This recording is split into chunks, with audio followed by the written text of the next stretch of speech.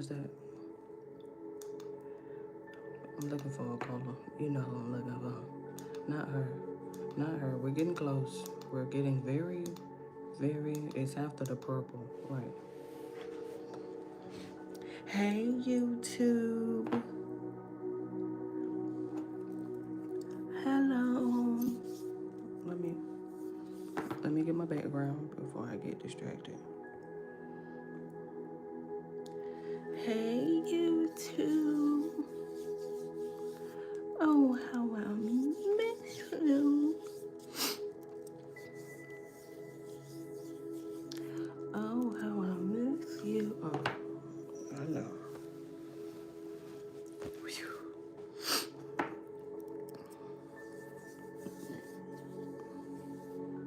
Hi, how are you, Brazard? Hello, happy Wednesday.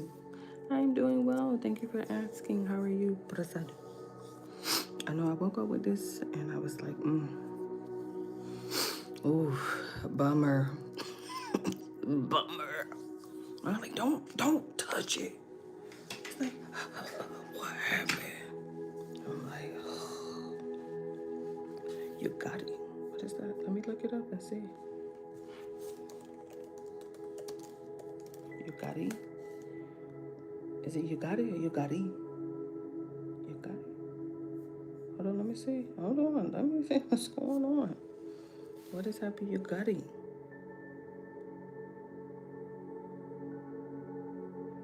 It's Indian festival. I'm here. I'm Google. Oh, let me see. What's the festivities about?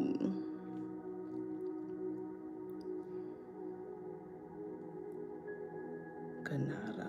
Hold on, let me see. Can nobody tell me what is Yugati? What is? It's a festival, okay? I get that. What? Hindu. Wait.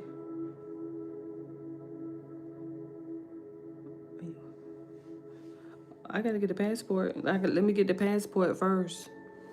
Let me get the passport. I'll come. BJ was just over there. BJ investigates.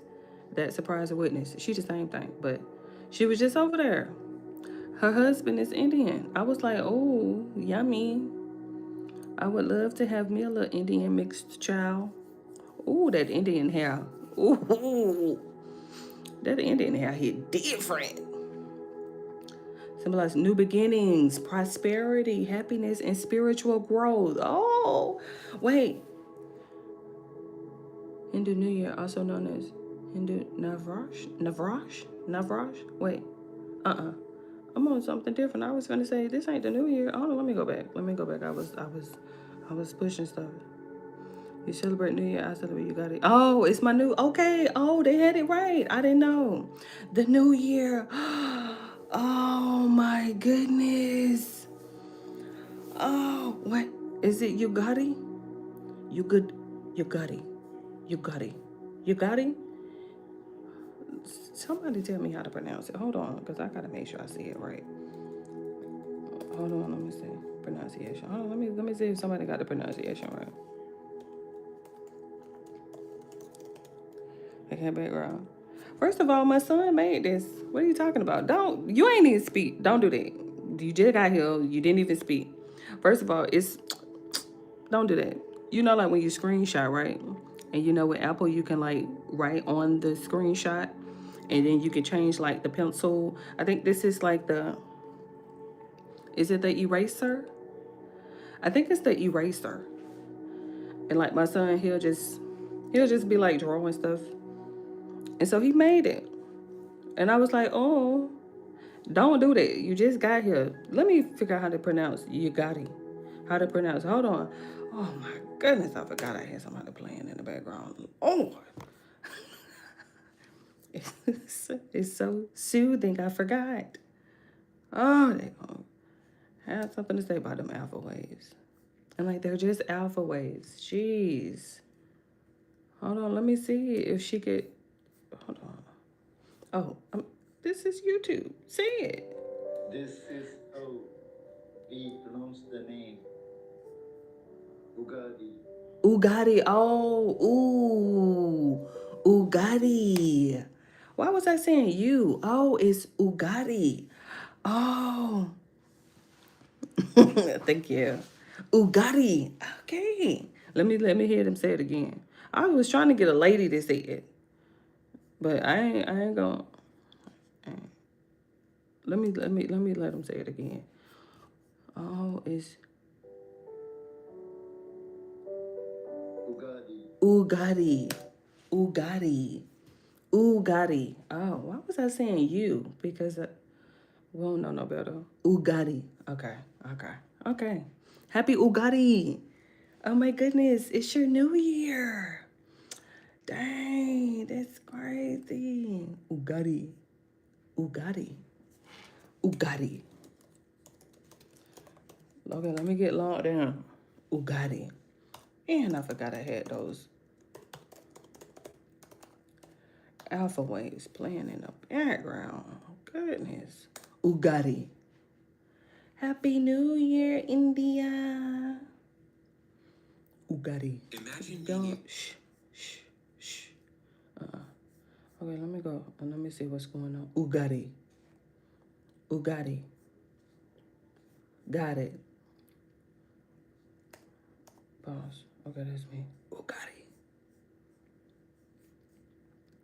Okay. All right. How is that a big ass background? I'm gonna tell Seth too. Somebody called your background fade. Ooh. I'm like, dang. Coming in hostile in the mud. Damn. Okay. Hold on. Let me get logged in to OBS real quick. Happy Wednesday. Happy Wednesday. Child OBS will be here one day and be gone the next day. I don't know where she at. Just come on. Ugadi. If you say it enough, you'll get it right. Ugadi. Ugadi. Why was I saying you got it? Ooh. Ooh. Ooh. Ugadi. Oh my goodness. That's why it's nice to have friends all over the world. Would have never even known. Would have never even known. Oh my goodness, it's so nice to have friends all over the world, Lord. I would have never even known. India would celebrate New Year today. My, oh my, oh my. All right, let me see what's going on today. We have Wednesday, March 18th, 2026. Current time now is 9:35 p.m. Eastern Standard Time. Happy Wednesday. Ugadi. I gotta keep saying it. Oh, where is my quote? I gotta go find the quote. I think we chose war. Well, excuse me. They chose war. I didn't. I'm like, they did. I had nothing to do with it. I had absolutely nothing to do with it. Let me see if I can find one. Refusing to fight for what someone thinks is right isn't an act of cowardice. It's the realization that war is pointless. Uh-oh. Uh-oh. You know them quotes gonna have it. I got a quote. Refusing to fight for what someone thinks is right isn't an act of cowardice. It's the realization that war is pointless. Get up under somebody's skin today on this Wednesday. Let me get my quote. Quote me, please. All right, we are all set. I can't seem to remember to get no paper towel. A hobby you're most passionate about right now. A hobby that I'm most passionate about right now. Thank you for the thumbs up. What's a hobby that I'm most passionate about right now, child? Listen, between you and I, it's all about the YouTube. Don't do it. It's all about the YouTube. Passionate. Shh. Don't tell nobody. But I be homeschooling and stuff like so. It hit different. All right, you guys. What's up? I'm trying to tell you. Andrew Colvat. Oh no, Andrew, what happened? Andrew, what happened? He done called us straight already. Not on the intro. How you caught a story already? Just go. Because yesterday he went on to Dave Rubin's show and he said that Erica was not seeking the spotlight. Take a listen to this. He'll lie. Erica has always been tremendous, and she never sought the limelight. She was always very happy to sort of be doing her own thing and just be supportive of Charlie. Cal. Gasped when I heard that. What? Wild. That is wild. I mean, at this stage, I could probably write a biography on Erica's life, and my conclusion thereafter would be that I have never seen someone throughout their life demonstrate such a consistent interest and make such a concerted effort to become famous. I say that truly. And you know what? We just now have to get back into their story. Check out these stats. 587,643 views. I was sitting down looking at TV. My God, this popcorn is salty. Oh, jeez. Oh, jeez. Look, what have I done? And Candace had ran across my algorithm on TV. You know, because we be logged in on YouTube on the TV. And she was live at the time. 105,000 people in the live stream. I said, I'll be back to you tonight, ma'am. I'll be back. 46,000 likes. Come on, stop playing with her. Hear of a story, you should know more about how they met. Ooh. Plus, later on that same topic, something. Matt Walsh tweeted a thing. Oh. He's a staunch defender of Erica, which made the thing that he tweeted last night ironic to say the least. Welcome back to Pride of Charlie. Oh, uh-oh. My bride of Charlie. That's crazy how I caught that. Static. We have nothing to hide. Nothing on. Welcome back to Bride of Charlie. Okay, so first thing I want to say at the top here is that this Erica Kirk story would not be complete if it did not also feature a few questionable Catholics, right? I'm sorry, Catholics, but it does. We cannot deny the facts here. And it tracks. I mean, we've been going through this journey. We've got filthy evangelical pastors. We've got shady Mormons. We've got terrible Jews. This is like a game of Pokemon at this point. We have to catch them all. Anyway, we had explained to you guys in a previous episode that wherever Erica and Lori go, accusations of financial fraud seem to follow. Yep. Throwing it back to the Erpenbeck brothers. Uncle Rick Erpenbeck. That brand new glossy Tesseract school. Ultimately a charter scam, which money inexplicably vanished, just evaporated into thin air. The school went bankrupt, and that's where Erica went for elementary school. It's like literally Ohio, and then she goes to Arizona.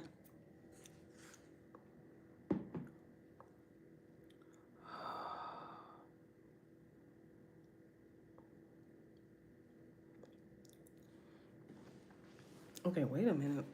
So it used to be, they changed it from you. I guess if it was YU, I would have been like, oh, you got it. Okay. I don't know that. Telugu?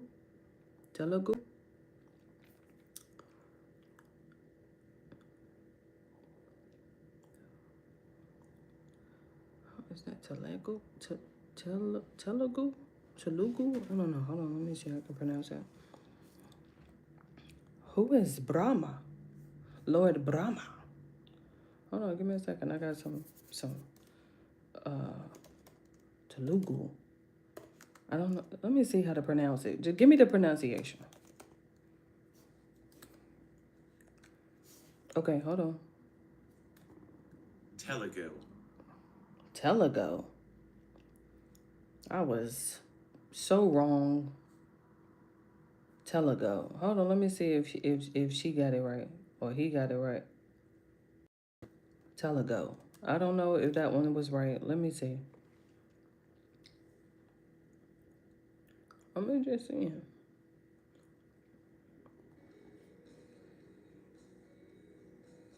What's with this music? We are looking at how to pronounce this word, as well as how to say more interesting and related words in English. So make sure to stay tuned and consider subscribing. I think he might be Indian. Pronouncing it. Telugu. Telugu. Both British and American. Telugu. Say it right. Okay, Telugu. And then who is, wait a minute. Lord Brahma. Who was Lord Brahma? Uh-oh. Hold on.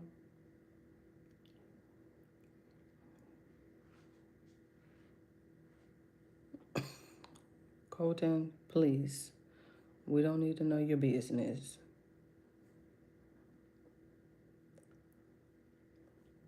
I've seen this statue before. I don't think I've ever known the name of it. Brahma. Hindu believes in God Brahma. Not me, got you, shitty booty. Brahma.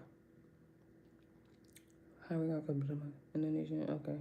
Brahma. Oh, interesting. I've always seen that statue, but I just didn't know what was the name of it. Lord Brahma. Telugu. And what was the other one again? Yugari. Okay. Oh my goodness.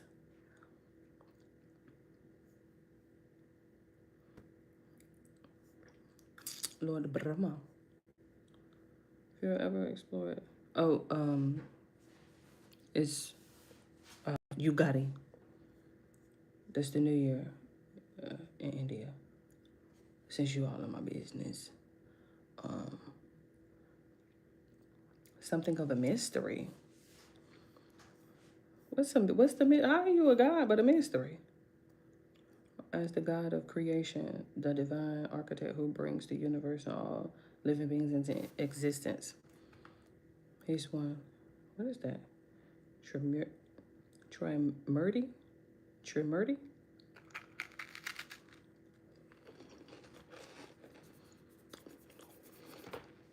Oh, Shiva, my girl. Oh, okay. Trimurti, the trio. Telugu language people celebration this festival. So the cycle of life can continue.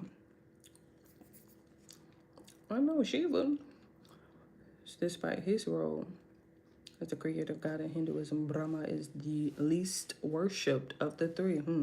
His temples are rare and the myths often involve complex relationships and divine curses. Oh, well. Reveal how he was created, how he shaped the universe, and why his role is less prominent than other Hindu gods. Born from a lotus that sprouted from the navel, not a lotus floating in the cosmic ocean. What is going on? I guess that's better than Mary, ain't it? And Jesus, she just, oh, I'm pregnant. Oh, listen, it got a golden cosmic egg. Oh my goodness. Lord Brahma, it's Hindu god. Yeah, I'm over here on Google. I'm reading that. Paul's Candace. Okay, then we got male and female to begin the process. Oh my goodness, Brahma, please. Oh my. Time elements and natural law. Okay, into motion. Oh my goodness.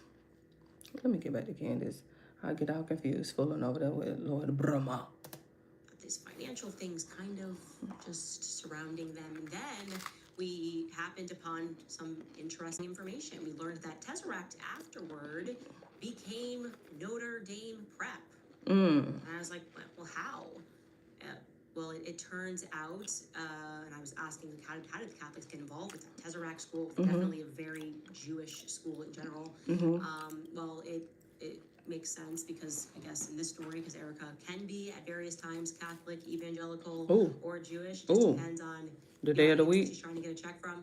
But there we have seen there is a current to Catholicism that is floating in this story. Obviously, as I told you, the church that Charlie was attending, the priest that she takes with her everywhere, denying that she's Catholic or whatever. She took him with her to Utah when Charlie died.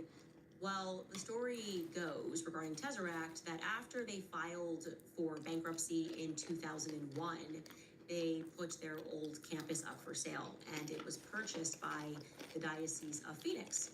And they then turned it into Notre Dame Prep, where Erica then enrolls for high school. Now, this decision and the process was overseen by Bishop Thomas J. O'Brien. I was like, oh, this is interesting. I want to know more about this.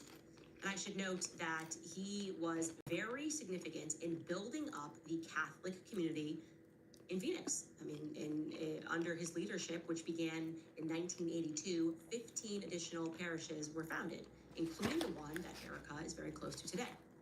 But, not close enough to publicly acknowledge in front of the evangelical donors. Charlie was evangelical. Doesn't matter if he was going to Mass every day. Go after Candace for telling the truth, because donors, okay? Weird.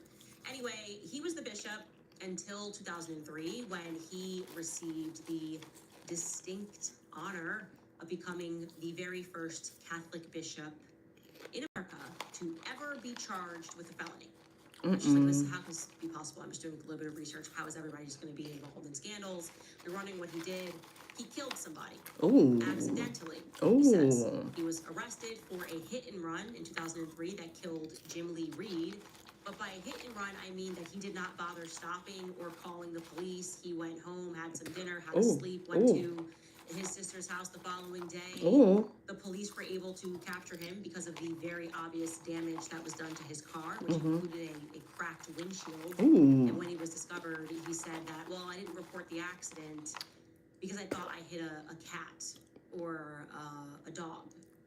For clarity, the person that he hit was 240 pounds and over 6 feet. So big cat or a big dog. Remarkably, Thomas O'Brien only got 4 years of probation for this. The Vatican, of course, resignation. He staffs, though, the school that Erica then attends. And that, by the way, is not going to spell the end of his legal trouble, because then in 2002, this is Maricopa County, you guys. I'm going to just assume everything that happens in Maricopa County is problematic at this point. But in 2002, prosecutors initiated a grand jury investigation into charges of sexual abuse by Catholic priests, priests in that were staffed by O'Brien. He became the target of the investigation for allegedly covering up the allegations of the priests who he had staffed. It's sounding a bit reminiscent of when we talked about Calvary Chapel and how they were kind of intentionally going around and finding these pastors and rehabilitating them and moving them around who had connection.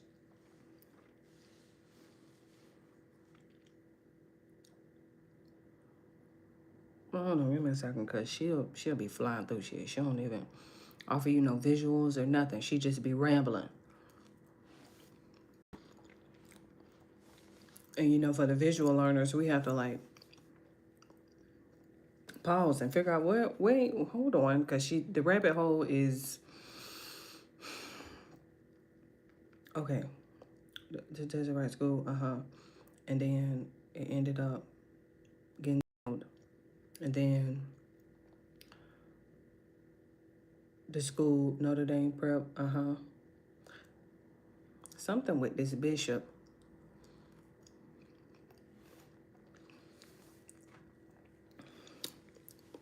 It's all over the place for me. Well, he doesn't want to go to prison again. He didn't go the first time, but like he's worried. And in exchange for immunity, he just comes clean. He admits that several times during his 22-year tenure, he had placed children in harm's way by transferring priests who had been accused of abuse to his parishes, and that he did not inform the parishioners of doing that or his new superiors. So again, I will ask the question, what goes on in Maricopa County? It's obviously not anything good. Why does it seem to me that there happens to be so much corruption? Again, like it's just like an established colony of corruption. It is, I believe, factually the most corrupt county, and I'm talking about in politics in America. Who is driving that corruption? We get closer throughout this series. Anyway, I wanted to just pop that in and tell you that because it's just remarkable. The most basic fact checks. You're in Arizona, you land upon these things nonstop. Now we're going to jump right back into our Erica timeline because, boy, do I have something to share with you regarding 2018. Let's jump in where we left off. So in 2015, Erica is 27 years old, okay? It is entirely unclear what she is doing for work. And it's important to stress she's 27 years old. This is not 18, 19, just got out of the house, don't know what I'm doing.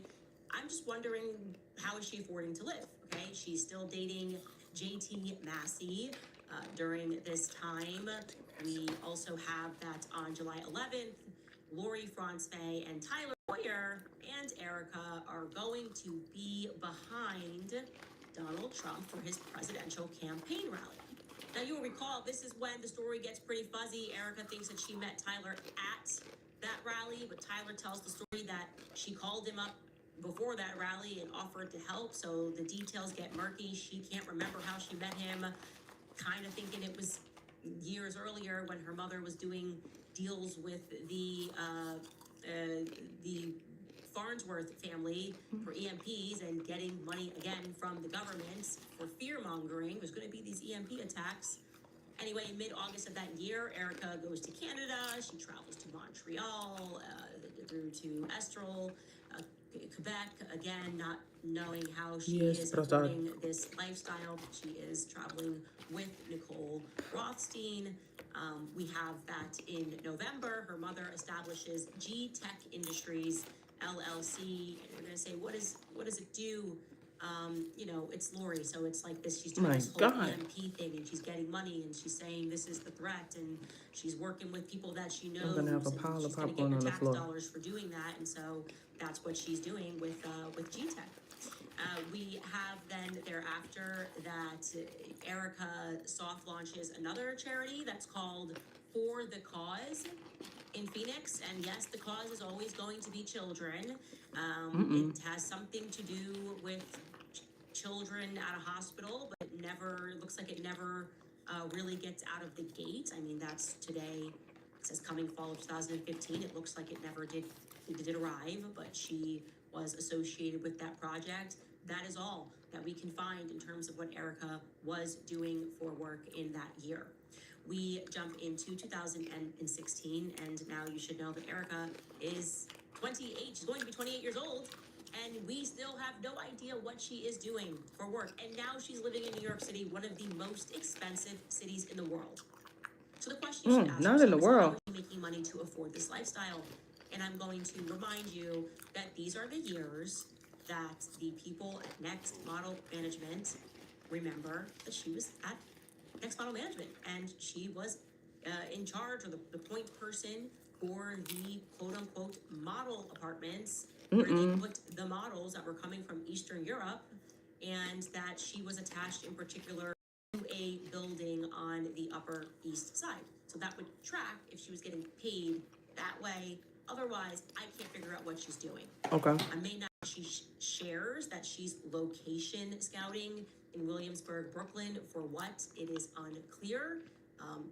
In the past, she's made statements that she was a casting director. Casting directors are not the same as location scouts. So this is kind of the Jane of all trades thing that she is consistently selling. Later on, in the future, she's going to claim that this is the year that she launched Bible in 365. On a future post, she says, in 2016, I started Bible in 365 in my New York City apartment. That is objectively untrue Right. according to corporate filings. Okay, that just did not happen. But she alleges that in a future post.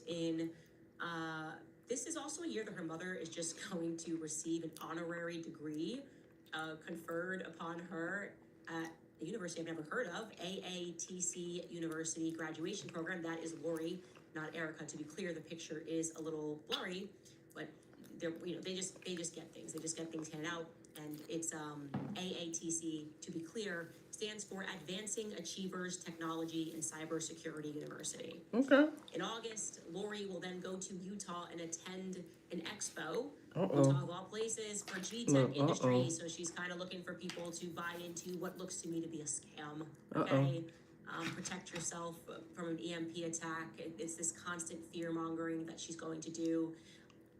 I've said my feelings about Lori Franz Faye, so I will leave that alone. Right. But that's what she is doing. And then in August, we find Erica somewhere in the Mediterranean. I could not figure out where she was. My guess would be Croatia or Italy, based on the water that certainly is the Mediterranean Sea. Again, unclear how she's affording This lifestyle. to travel the world and do these sorts of things while living in New York City and not having a job that is apparent to us. Lori then releases an intent to sell G-Tech Industries to Saxon Capital Group. A little fun fact here, Saxon Capital Group is actually Lori. Lori is an 86% owner of Saxon Capital Group. They released this onto PR Newswire, and then it turns out that years later, Saxon Capital Group, with Lori as a minor partner, they're going to file for an IPO, and they're like, yeah, no, we actually never did that deal. So just a little bit more of like, Lori trickery, like, oh, I'm selling my company, and she doesn't actually sell it to them, according to them. In 2017, Erica is going to get busy, but once again, we're not going to really understand what she's actually doing, okay? She's doing everything and nothing at the same time, always. Reminding you, this is a 29-year-old woman. She's about to be 30.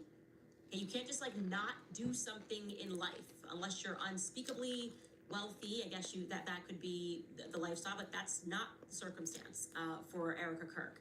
On January 12th, she establishes the Elm Group LLC. Okay, no idea what this company does. Right. Nothing makes sense in terms of what this company does. I could not figure out what this company does. If you know, please let me know. Maybe you've worked with the Elm Group. I'm going to go with Erica's kind of doing what her mom does and just creating a lot of LLCs. There's no description that is offered on those documents. On February 1st, as you guys may have seen, she then appears in this documentary that's called Black Start by Patria Patrick. The documentary also features the CIA director, James Woolsey. Now, I want to say this documentary is about EMP attacks, right? How the government needs to prepare for them. So it's a bit more of her mother's propaganda, so to speak. And she is going to present her mother's business model. I'll let you take a listen to a quick clip of this. We have 5 major threats that make our grid extremely vulnerable that we've presented to congressional officials. 1 being cyber, 2 being hackers, 3 being physical threats, 4th one is solar EMP, and the 5th one is man-made EMP. So the concern that we have is that we put out this critical information, and when we go over this risk analysis, they hear what we're saying, but they don't want to take action. If you're a dad watching this and you don't have life insurance, we need to have an honest conversation here real quick. I get it. You think you're invincible.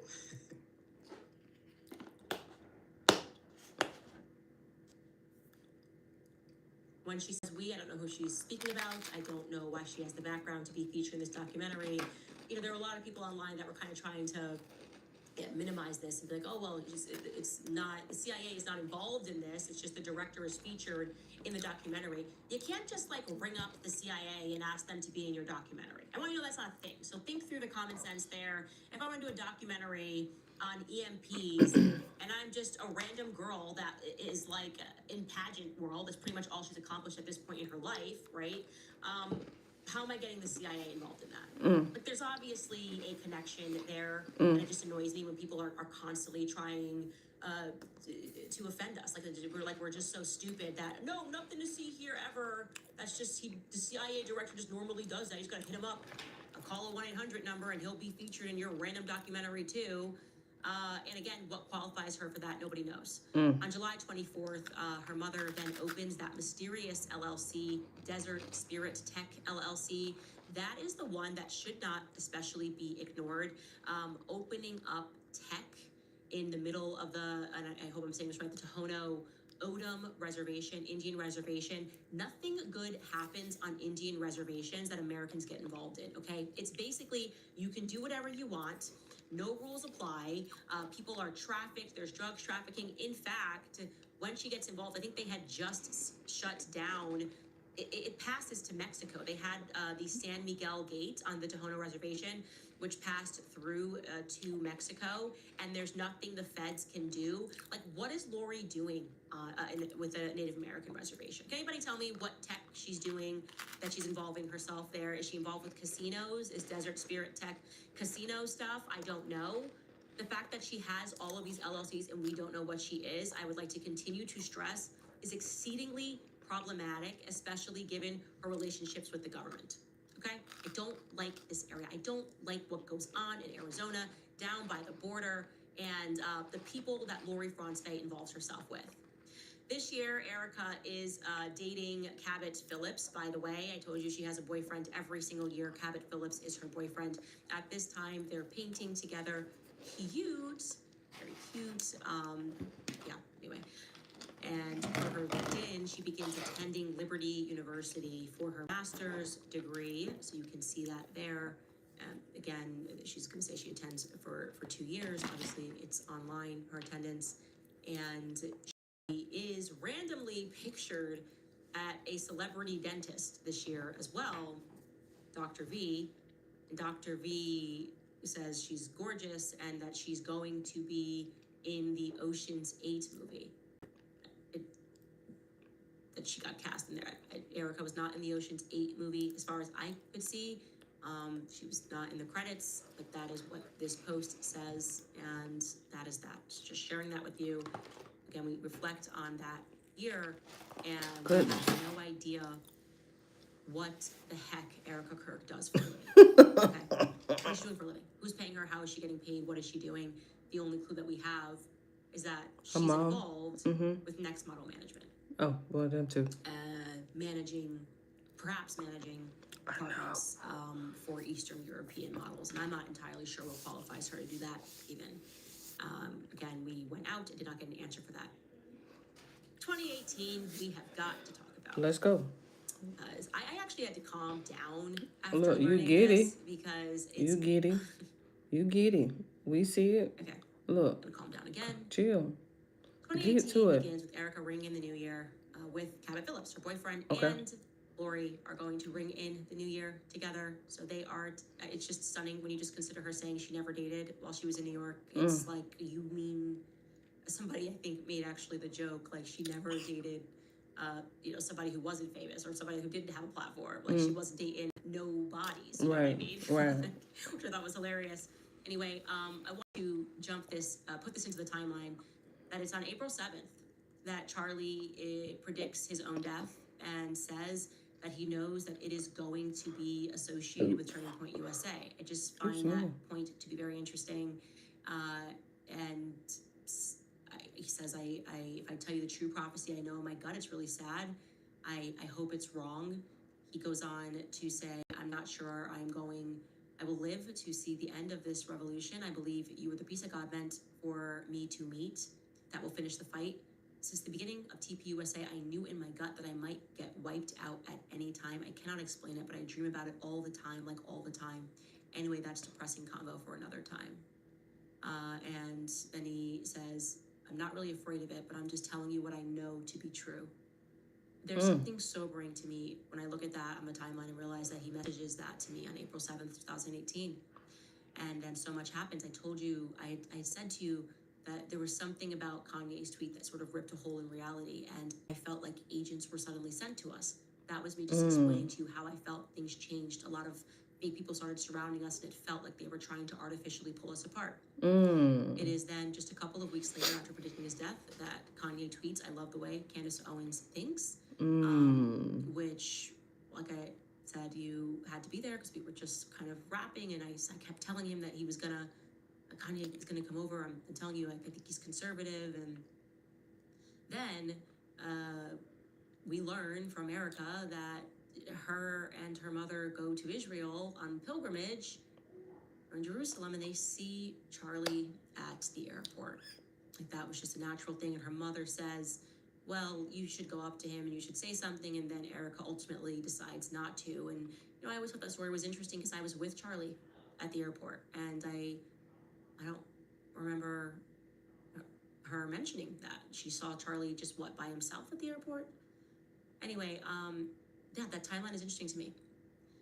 On August 10th, Erica is then, just saw him in May, but then she's going to see him again at Turning Point USA's office opening. She gets invited by Tyler. She doesn't know how she knows, but he introduces her very quickly to Charlie. I am there for the grand opening. I think I remember quickly meeting her at some point. And we don't really know why she's there, because remember, she's living in New York. I guess her family's there. You go back home, but don't you have a job? What is your job? What do you do for a living? And this is around the same time that Erica is communicating that she's doing deals, real estate deals with her family, to various people. Then comes September, where once again it is arranged by Tyler Boyer for Erica to meet Charlie, this time one-on-one for a job. And in retrospect, this really bothers me because that's not how job interviews happened at Turning Point USA. You were not taken to meet the CEO of the company at a restaurant in New York. That's just not how job interviews work at all, actually. Why would you do that? Okay? And they sit down and Erica says everything perfect and amazing and exactly the things that Charlie wants to hear. And there begins their relationship, you could say, right, in September when they meet at that restaurant. Then comes October 24th, and Erica somehow becomes a licensed real estate agent in New York. In a month? And is immediately employed by Corcoran Real Estate Group. And we went back and people have reached out to us.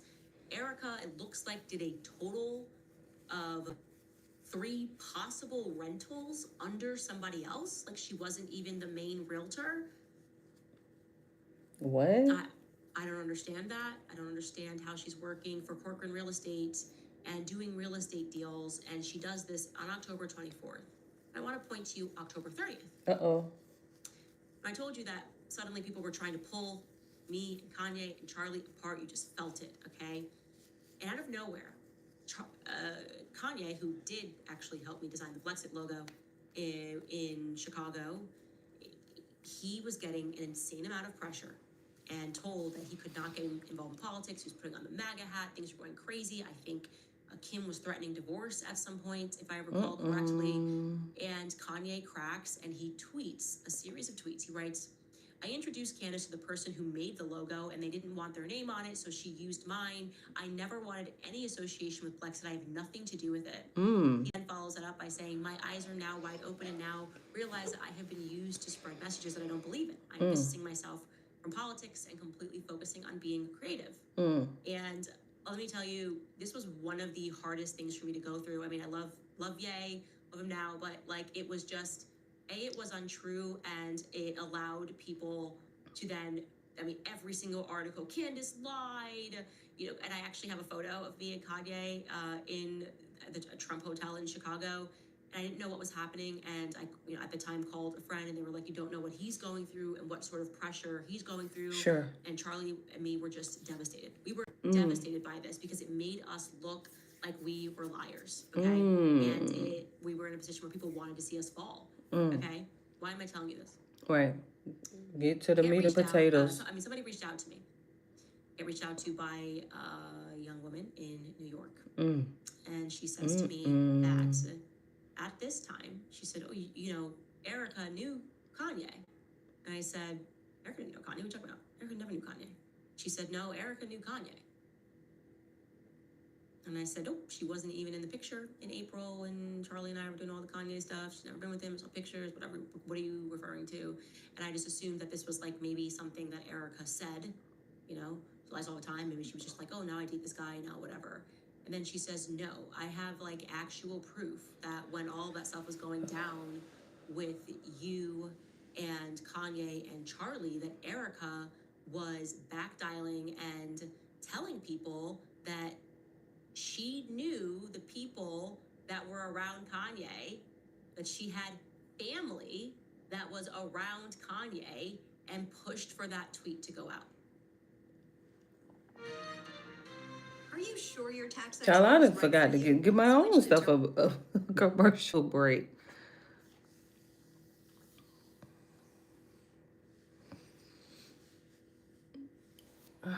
I can't even fathom how she would have even known Ye at the time. I mean, look, okay. So I said, can you get me some proof? Ooh, And this young woman got me the proof of that. Proof that, Ooh. at the very least, ooh, Erica ooh. was making that claim. Oh, oh, oh. What I can tell you is that neither me, nor Charlie, nor Kanye knew that Erica knew someone on Kanye's team that, and now who knows if it's her real family or her Nicole Rothstein family, Sure. or she just calls everybody family. Sure.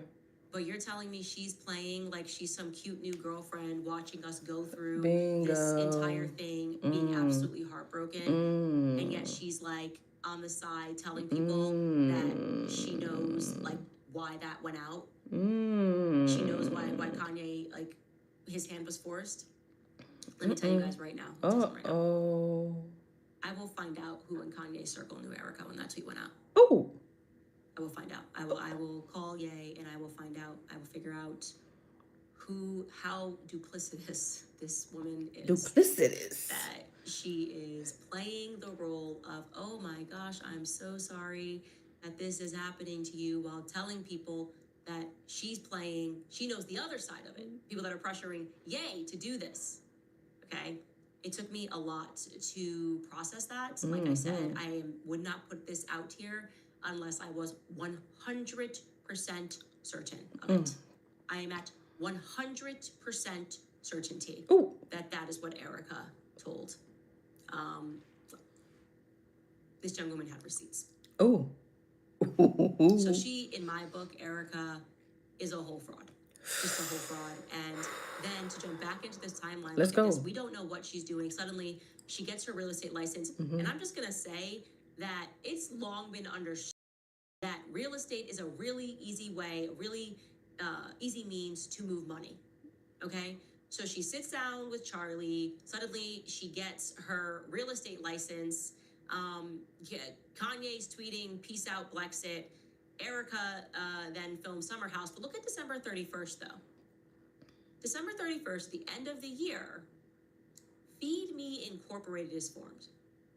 Feed Me Incorporated will eventually become Superfeed Technologies. Superfeed Technologies is the company that both Erica's mother and Tyler Boyer are on the board of.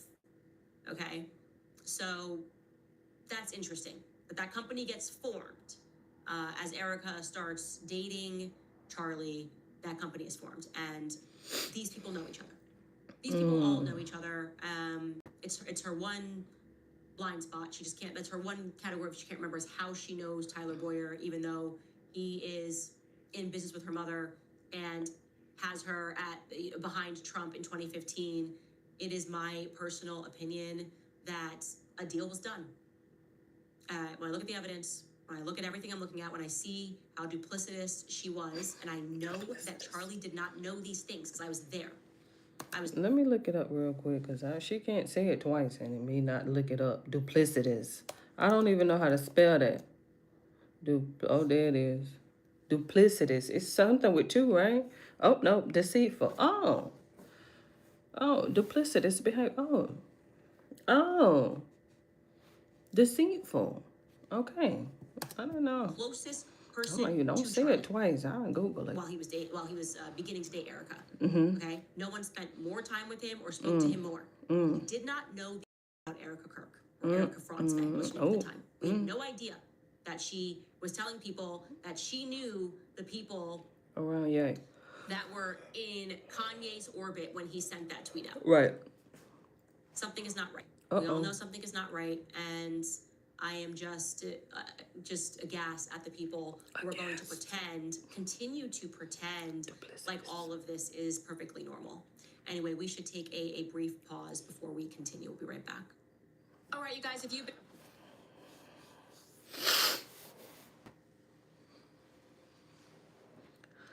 It's very interesting. So,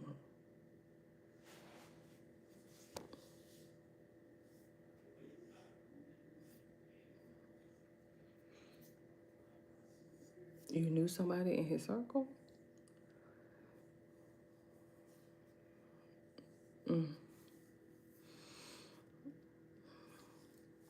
I mean, it could mean nothing. It could mean something. We don't know. We don't know. I was surprised she had revved it back up. I know she got an interview dropping tomorrow with, let me look him up, because you know he resigned yesterday via tweet. Oh, my goodness.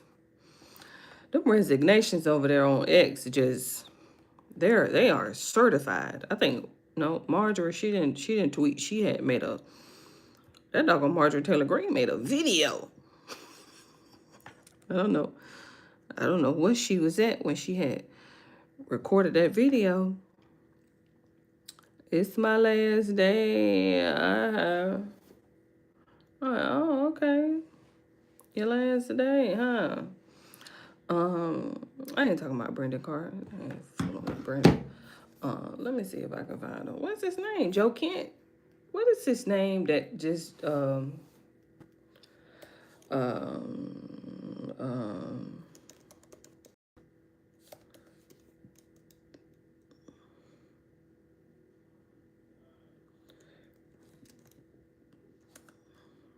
resigned? Yeah, Joe Kent. I understand. Come on now, get it together. That was Joe Kent.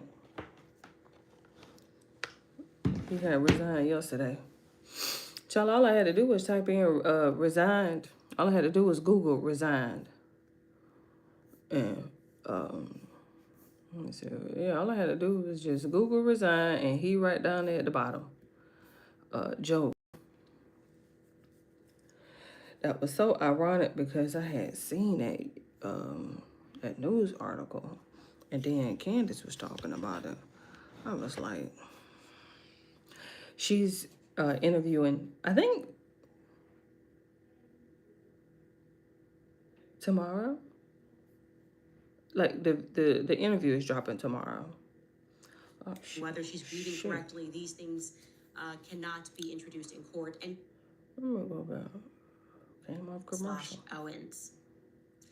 Okay, so I absolutely have to comment on Matt Walsh for a tweet that he put out yesterday. Just because I was like, question mark here. So he has very much been on the side of how dare you attack a grieving widow, kind of making claims that various data points being introduced, like, oh, pathologically, there may have been this $1 billion motive to have Charlie, that Erica lied about the fact her husband texted multiple people the night before he said Beard was going to be killed. His overriding point is that these various points are not evidence, right? How a widow is behaving, whether she's grieving correctly, these things cannot be introduced in court. And yet yesterday, he tweeted this regarding a murder that took place in Utah. I was just very interested. He wrote, and this is regarding Corey Richins, a New York Post article that said grief author Corey Richins found guilty of fatally poisoning her husband for his $4 million estate. Matt Walsh comments and writes, there's no good moral reason why she should not simply be taken outside the morning after her conviction and hanged. This woman has lost her right to exist. Ooh. Okay, that's keep strong. that same energy, So, not I hung. was just stunned by it because I have to assume he did exactly zero due diligence on this case, a case that I actually followed because it was completely nutty. Now, I'm assuming he was not aware that after Corey Richins murdered her husband, fentanyl overdose, she at first played the role of a grieving widow for an entire year. She was not arrested, suspected in her husband's death initially at all, because you know She's crying. She called 911. In fact, she was so bold in her grieving widow stage that she wrote a book, a children's book regarding grieving. And she did a little local book tour where she actually repeats some of the things that we've heard Erica say, like, you know, the nights are the hardest. Take a listen to this ABC clip of Corey Richins, who had not yet been arrested, a year later, promoting her book. Joining us now is author of Are You With Me? Corey Richins, to share her 3 C's to helping kids cope with grief. And Corey, I want to start with your story. What happened in your personal life? So my husband passed away unexpectedly last year. So it's March 4th was a 1-year anniversary for us, and he was 39. It completely took us all by shock. And we have 3 little boys, 10, 9, and 6.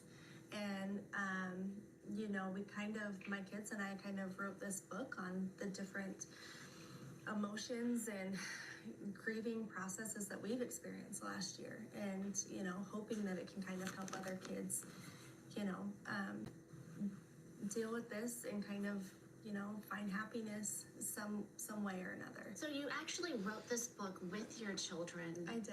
And it's only been a year. How did you process and say you go from processing death to I need to write a book and help others? You know, I just watched the struggle that my kids were going through, and I actually, you know, I went on Amazon and Barnes & Noble and trying to find something that we could use to cope at nights. Nights are the hardest, it seems I like. feel like I heard this before. I've seen this before. I just wanted some story to read to my kids. I've seen this before. And I just could not find anything. I couldn't find anything that really, you know, suited them or helped them find comfort and peace. And so, you know, I was like, let's just write one. It's the I took things that my kids have said to me this last year, and we kind of articulated it and put it into a story, and, you know, just have hopes that it will help other kids. She just kept saying it over and over again, you know? I mean, I'll tell you guys in short, this woman was not actually a grieving widow. She wasn't a grieving widow. That actually, one could argue that she may have even been a psychopath for doing this. Write a damn book with a kid? She killed her husband. March 4th, 2002 is when her husband, Eric Richins, was murdered.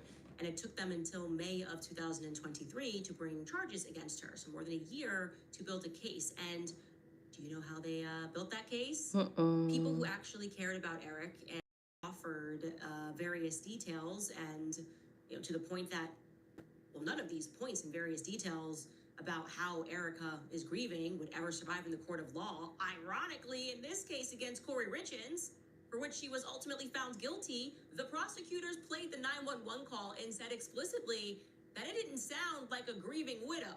Okay, take a listen. We're going to listen to the first part. Let's go.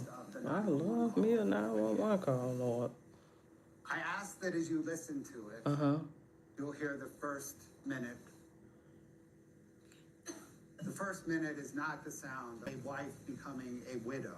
To echo her friend Chelsea Barney, the first minute is the sound of a wife becoming a black widow. I stopped making recipes that needed mixing, not because I'm busy. Man, I need me a ham mixer so bad. Ooh, them brownies be.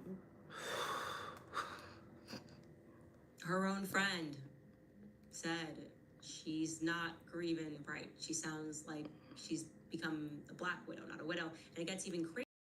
They weren't even able to prove how she poisoned her husband. Check out this headline, okay? Prosecutors in Corey Richins' murder trial. That's a cute way of spelling it. How she poisoned her husband. They didn't need to. So they literally did not know how the fentanyl got into her husband's body. The article tells us, quote, to prove their case, prosecutors relied largely on circumstantial evidence to tie her to Eric Richins' death. Cases based on direct evidence are not necessarily stronger than those that rely on circumstantial evidence, legal experts say. Unlike direct evidence, such as eyewitnesses or recordings of a crime, circumstantial cases require jurors to determine a defendant's guilt by weaving together indirect evidence. In Corey Richins' case, prosecutors focused on potential motives for Corey Richins to kill her husband, and the actions they said show that she had a guilty conscience after his death, both elements that can illustrate a defendant's state of mind. They also used digital records to corroborate key witness testimony, which strengthened their circumstantial case. Quote, all of these things together start to add up, and the prosecution builds this huge mountain, end quote. And you should know that in this particular case, they relied on things like the fact that she was in financial distress, that she had been having an affair, that he apparently wanted a divorce, that she was, as you heard, grieving differently or not at all. They also found a life insurance policy that they deemed to be fraudulent. Now, I'm sure her attorney argued that it was just a clerical error or whatever, but they found it to be fraudulent. And of course, she was set to inherit millions with him gone. The star witness of the case was actually a housekeeper named Carmen, who testified how Corey would come to her and ask her to buy drugs on her behalf, which allowed them to then speculate that this is how she got her hands on an illicit street drug. Now, all of that is not to suggest that Erica directly murdered Charlie, but it is to say that were it not for Eric Richins' actual friends, siblings, the housekeeper, even Corey Richins' friends who turned on her and said, no, something is not right. She's not behaving correctly. Something is off. People who were willing to stand up and do what you guys describe as immoral or evil and demanding a further investigation when nothing makes sense. If they hadn't compiled those other facts, were it not for their willingness to show text messages, private correspondences from Eric, showing the messages to the public, to the investigative team, and to refuse some foregone conclusion that spouses simply would never have a hand in the murder of one another, which actually flies in the face of reality. The reality is that you're most likely to be murdered by someone you know. That's just a fact of life.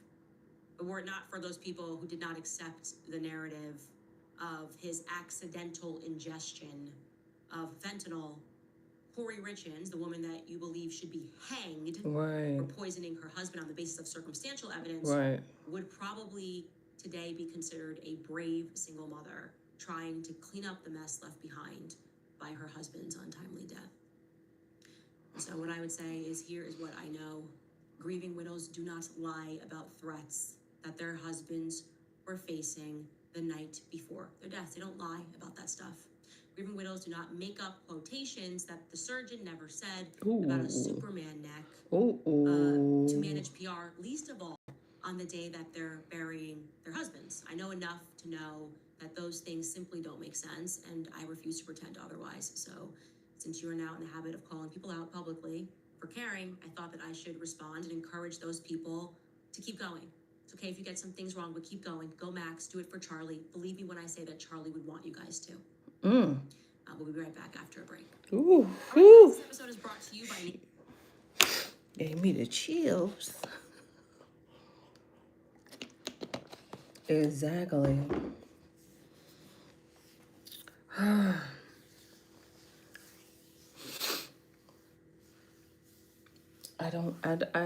don't know how this is gonna end. I have no idea how this is gonna end. Trust me, I don't. I couldn't even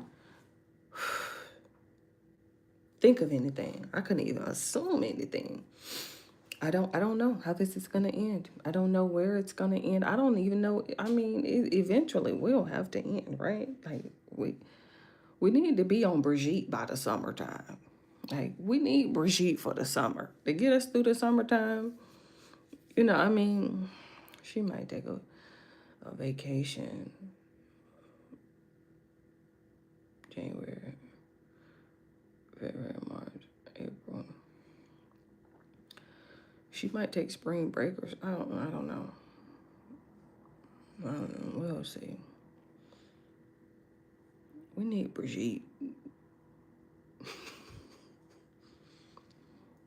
We need that Brigitte story just to take a break from this Erica. I'm telling you, man, I'm just make my wits end with this chick, man. Oh my goodness.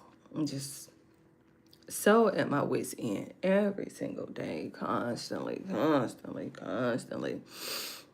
Listen, man, we was over there, what was that? Sunday. We had to finish up Kevin and Just Thought Lounge, and we thought that was the end. Oh my goodness. We ended up over there with Wolves and Finance. Oh my goodness. Who is that? From our episode yesterday, number one, I loved this. Someone wrote, so we are not supposed to attack Erica Kirk because she's a widow, but even though Joe Kent is a widow, we can attack him because he is anti-war. Got it. Look, I don't write the rules, but yeah, they are this ridiculous. See what Just I make them up mean? as they go along. Right. And Lady Ray Perland writes, the notion of being called a Nazi because you don't want to go to war is wild. Yeah, Nazi just has no meaning. It's like, just everybody, okay, we're all Nazis. Okay, cool. Give us our Hugo Boss. Like, it's just so ridiculous. Nazi. It has no meaning. It doesn't land. Nobody cares anymore. Like, there is just no appetite for being shocked when someone is called a Nazi anymore. Also, jumping into comments for this episode, actually, I do want to shout out some people. I want to say that this series has been made possible by just so many people around the world that have given us little tidbits, people online who have similarly been fighting for justice for Charlie, and all of these small accounts. I just feel like they're never going to get a ton of credit for the things that they have done and how they have assisted various things. So today I just wanted to shout out, and I should be doing more shout outs, but underscore Lynn's Mac on Twitter, goes by Real Truth, Real Justice. I just wanted to shout her out in particular. For the hashtag Justice for Charlie. There are so many accounts that are like this, and Lynn's Mac is a real one. I will leave it at that. And to get into today's comments, after Mrs. W writes, after the last two episodes, I'm starting to wonder if you're pregnant again.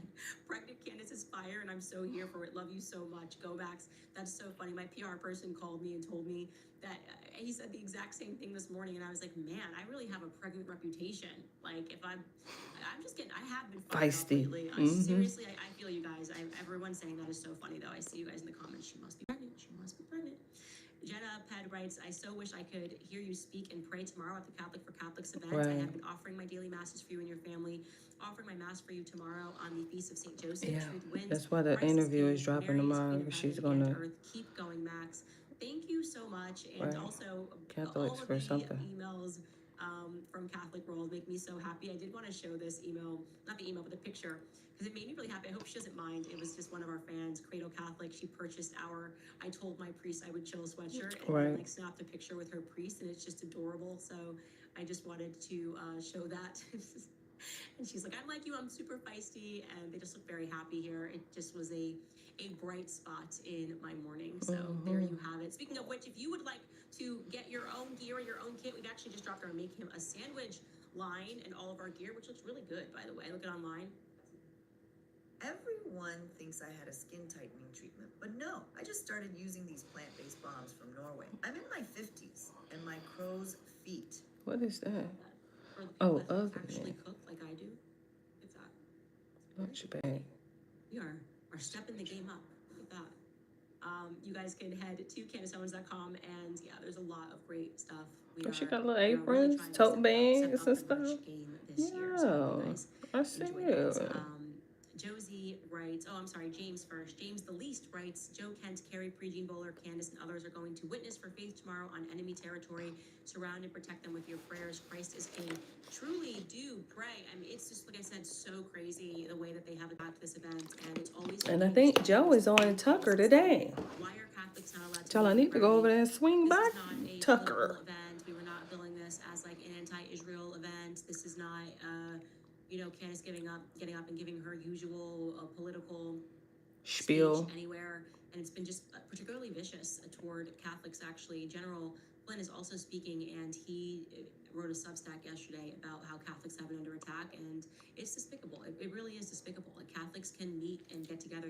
And by the way, I want to say that for everyone who's not a Zionist, like, there are also a ton of Jewish people who are not Zionists. I've been getting definitely an increase in emails from Jewish people who are getting it. They're just like, why are we attached to Israel? Like, what is this? Like, why do we have to account for what Bibi Netanyahu is doing? He's a criminal, and he's not even practicing Jew. It's completely absurd, and all that stuff is just meant to divide us.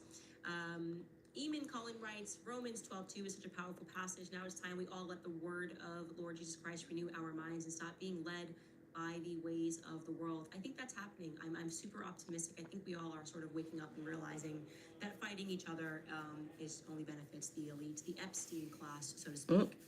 This user writes, remember the note that Erica found on Charlie's desk? read how it said loneliness, it makes you wonder if something must have been happening behind closed doors. I told you guys the truth, which is that they did not have this, how she bills it as this like super happy marriage, and whenever he wanted to go, I was fine with it, and that's fake. Okay, I didn't say it when it was first going down, but like it now that I'm just seeing how she lies, and having learned about the Kanye thing, I can't even go halfway. I can't even go 10% with this, and she's just a fundamentally dishonest person who should not be at the helm of that company or any company. What she's ever done in life, I can't figure out. The timeline. Who is Erica Kirk? Couldn't tell you. Honestly, couldn't tell you. Anything other than the fact that there are a lot of problems with her alibi on September 8th and on September 10th, which she says that she was doing. And that will be our series finale on this, the Eric Kirk series, The Bride of Charlie. We're not going to see you guys because I'm doing this Catholic event. We will not see you guys tomorrow. Right. We will also not see you guys on Friday. We don't do Fridays. Right. We will see you on Monday for that series finale. We'll see you guys then. See you then, my love. I'm gonna be here tomorrow because I do schedule out tomorrow. So like I'm definitely gonna be here for sure. Let me just see real quick. I'm scrolling. I was hoping that Tucker would.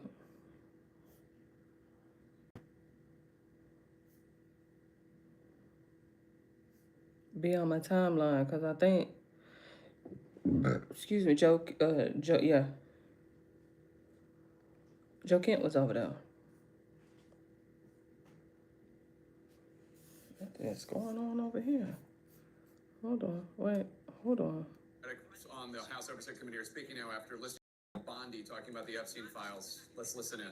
To our lawful subpoena in a deposition. So instead I asked Chairman Comer if he would compel her to come to our deposition. If she did not come, would he force her to, or if he would move for contempt hearings as he did for other people who did not respond to our subpoena. Instead of answering as an adult, he said that I was bitching, which is, again, something that would not be allowed if we were operating under the rules of this committee, because engaging in personalities is actually something that we are not. Don't get me started on Pam Bondi, Lord. Nicholas is almost at 1 million views. Should we watch him?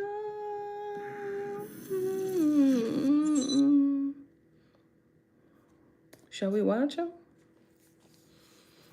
I was going to watch him last night while I was laying in the bed.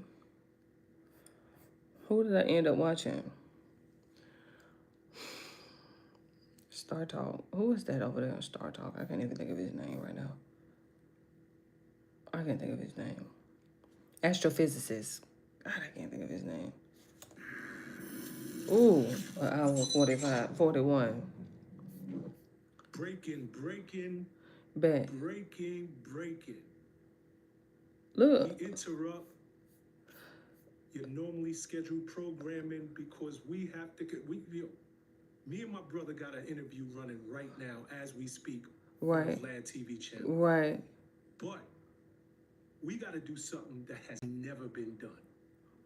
While one interview is running, we got to do a completely separate interview. Damn. Because there is a war that broke out in Iran, and there is nobody better to speak to about it than Sergeant Nicholas Irvin. Nick, what up, brother? Hey, what's going on, brother? Hey, Soldier Boy don't have nothing on this right here, man. You know? Soldier Boy, Boosie, Ooh. 6ix9ine, none of them. Ooh. It's all good. Yo, Nick, real talk. In the history of Vlad TV, I don't believe that this has ever been done. That's crazy to me. And I've watched Vlad since many moons ago, you know, before I joined the Army. Definitely when I was in. Yeah, that's crazy. I've never seen it done. Currently, you and I have an interview running, and I had to bring you back on the platform because you offer a unique perspective. I'm talking about he walked out, got in the car, and was like, hold on, real quick, come back. He was probably on the way to the house. He probably was putting the key in the door. Hey, man, come back, bro. Damn.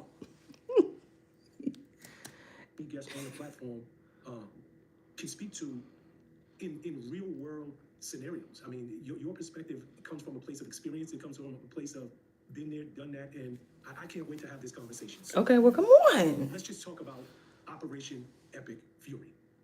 That's a hell of a name. It is. That's our name. I know Israel has Roaring Lion. That's their name. It's still pretty, significant, but different. Yeah. Yeah. You know, last time you and I spoke, I asked you specifically, did you think that this was going to happen? Did you think we were going to go to war with Iran? Mm-hmm. You didn't think so. You said you give it 3 to 6 months, if I can remember correctly. If, by the time this thing airs, there is a strike. See what I mean? Look, hair. I'm talking about fresh retwist. Same pants, same watch. I think we probably got that shirt on under the hoodie now. I was gonna give it, if we're gonna do anything, 3 months to 6 months max. 3 months. I can see something in 3 months. Yeah. Yes, sir. I believe 3 to 6 months. Okay, angle. After you had informed me on the, since 2003, we haven't had that build up in the Middle East since 2003. Then I was like, okay, been there, done that. I know it's about to happen. And like the day after the interview dropped, or the day we got done doing the interview, the next day is when it popped off. I don't know if I'm like a bad omen at this point, but I don't know. But yeah, it was way sooner than what I predicted. I gave it a few months. Now, you know why I thought, that it was about to go down? And actually, if I can remember my words correctly, I was like, by the time that this interview airs, I wouldn't be surprised if if there was a strike. I didn't realize at the time, or I didn't think at the time, that it was going to be the U.S. and Israel. Mm-hmm. But, if you watch the news, and it's always the build up in the media. They prep you for stuff like this. They desensitize you, they get you ready. So I saw all of the warning signs like, this is, they're prepping us because we're about to strike. And it didn't surprise me at all, truth be told. Okay, before we get into Epic Fury, and I think that the last operation, I don't even know if it was 2 months ago, Operation Midnight Hammer, I think that's what it was called. In Venezuela. Correct. Yeah. No. That was actually in Iran. Was Operation Midnight Hammer in Venezuela? Midnight Hammer. You're right. That was no. I'm sorry. Are you talking about the nuclear facility? Yes. Okay. That was a few months ago. When we struck in Iran, Allegedly. And but President Trump, he said we completely obliterated Iran's nuclear potential. He did. That was his words. And that's what gets me too. It's like, I mean, if we completely obliterated something, and then fast forward a few months to today or a few years ago, and it turns into Iran was like weeks away, days away before they were able to be like, almost untouchable when it came to the nuclear program. But I thought Midnight Hammer was completely like obliterating their nuclear program. And that's what got me. I'm like, that was a setup, a precursor to where we are today. And it was like, I don't know if it was to get the reaction of the American people, to see how we would react to, doing a top secret mission, Tom Cruise style, to hit this nuclear facility allegedly. It might have been a pile of dirt in the side of a mountain. But there's one thing I do know about bombs and mountains. You go back to Afghanistan, 2001, 2002. We bombed the shit out of Afghanistan. Back when we had Bin Laden, rest his soul, Dalton Fury, a Delta Force commander, who was on that operation. A note in my book, and if anybody who reads my book, they'll see Dalton Fury's endorsement in my book. And really great guy, rest his soul. But it's like, you can bomb and drop bombs on these people, but when you're like, embedded in the side of a mountain, deep underground, there's only so much you can do. And allegedly, Bin Laden got away. I don't know if that was the U.S. let him got away type thing during the war. I'll say that's my belief. I do believe that, and I know 2 Delta Force operators who were on that operation, and they suspect the same thing I suspect. They kind of let him, get away. Some helicopters came in, picked somebody up. I don't know. I wasn't there. Why is this the first time I'm hearing about Bin Laden getting away? Allegedly. Why is this the first time I'm hearing this? I was trying to figure out how. Okay, so yesterday, no, I think it was Monday. I was like, let me take these iPads off the charger. Let me stand up and get my legs a break. I think it was Monday. I had saw this interview on my algorithm. and it was like at 425,000 views or 477,000 views, and I was like, dang, this motherfucker going crazy right now, and I couldn't understand why. Like I couldn't quite gauge. Like, dang, why this damn interview going crazy like this?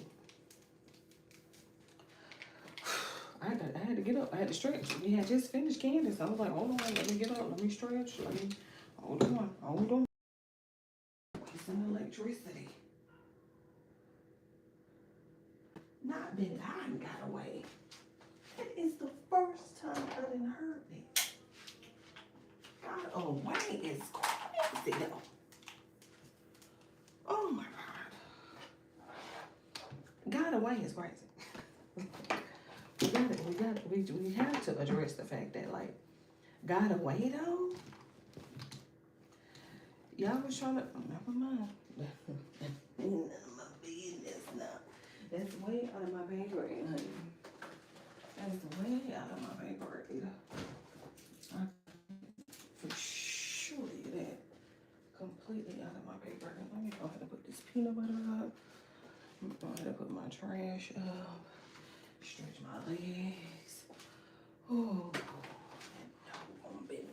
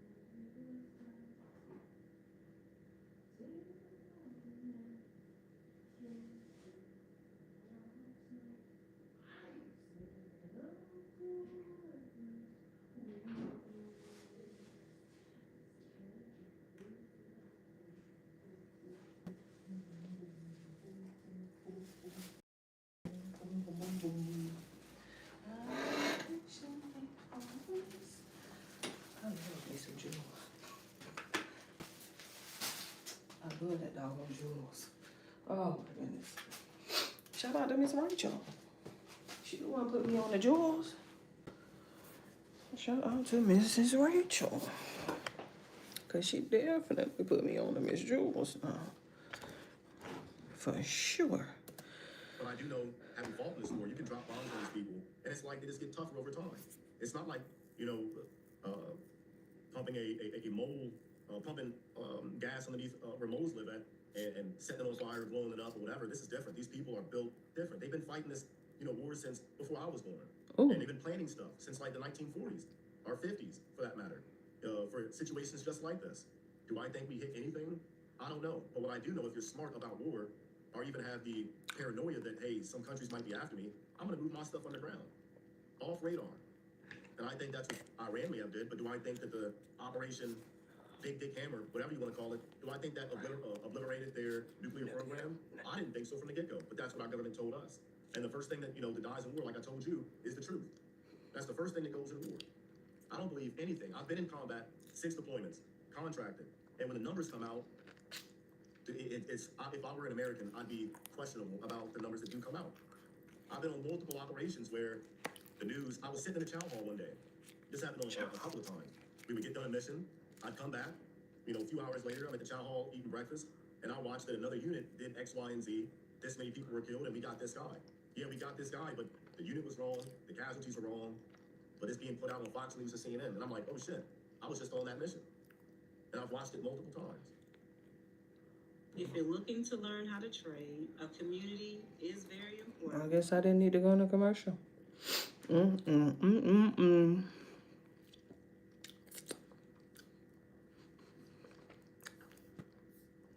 Let me check the stats while we're on commercial break. 722,000. 19,000 likes. Come on.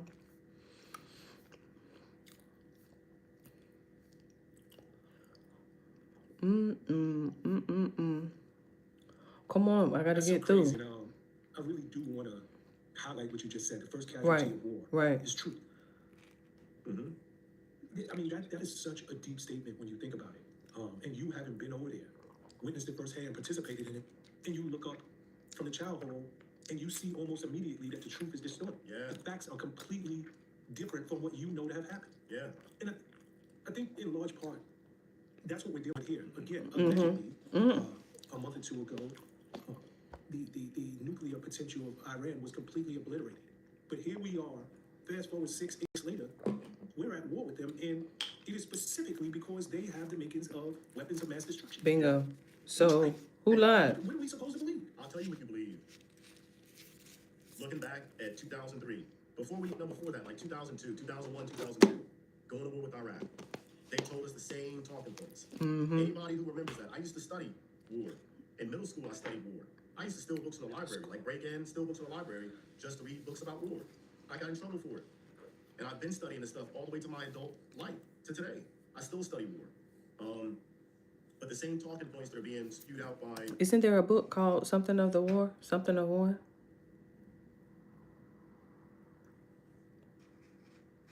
There's a book about war. It's... I can't think of it. Our polytricksters in office. It's the same talking points that got me to believe that I was really going to go help out in Iraq. And I don't believe that now. I've gotten older. I've been there, done that. Granted, at the time, I did have a lot of fun. Depends on what you classify as fun. I don't look at the kill anymore as fun. To a degree, there were certain cases where, it was all right, but what got us into that war was one big lie. And I don't think the American people has had enough time to digest that and put the feet to the fire of our politics in office and say, hey, you sold us on a lie and got thousands of people killed, over 1 million Iraqis, civilians killed, and we haven't addressed that yet. The same talking points that allowed us to do that is happening right now. No, you're absolutely right. And look at Sean. You're absolutely right.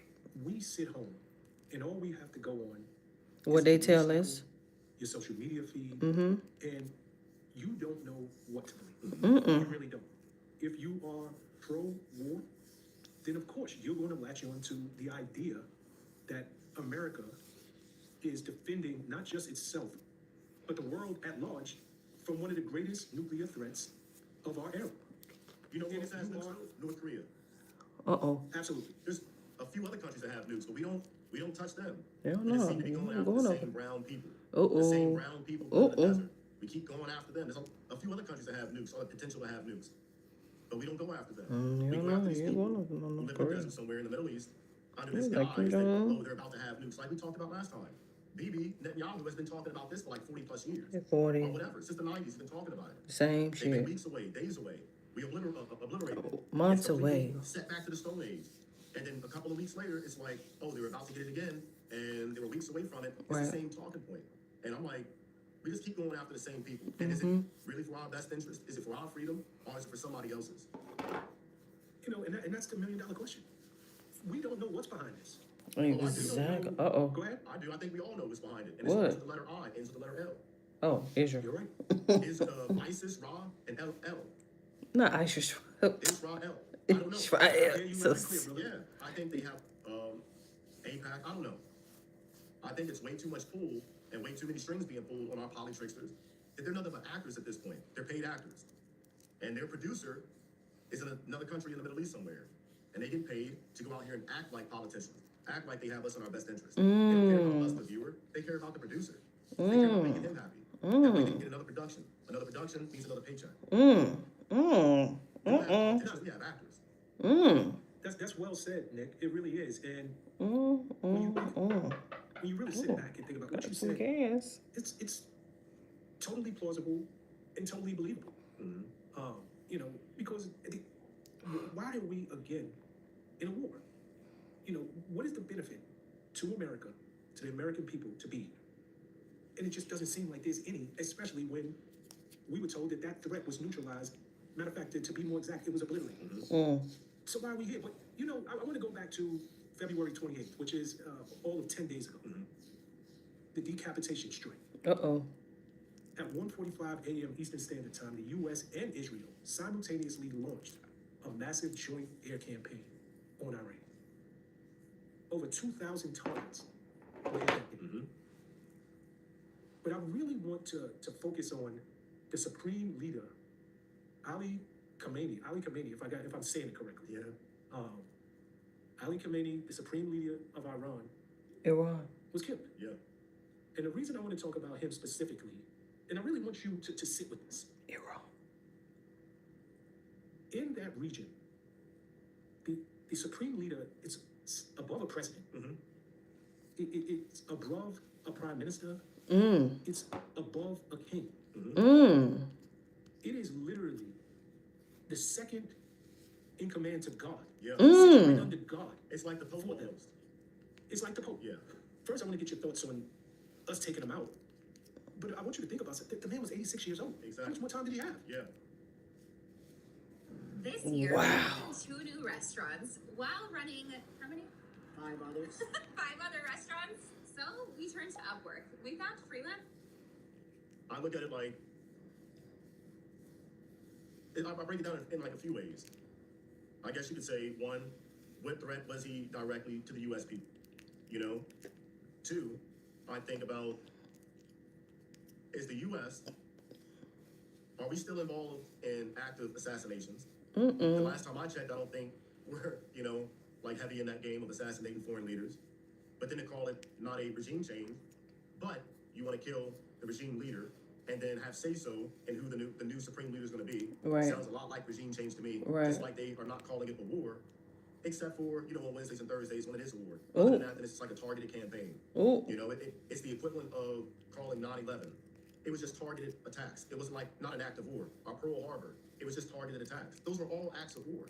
But when we do it, it's just like strategic attacks, targeted attacks. It's not war. 3, like you said, yes, he was 86 years old.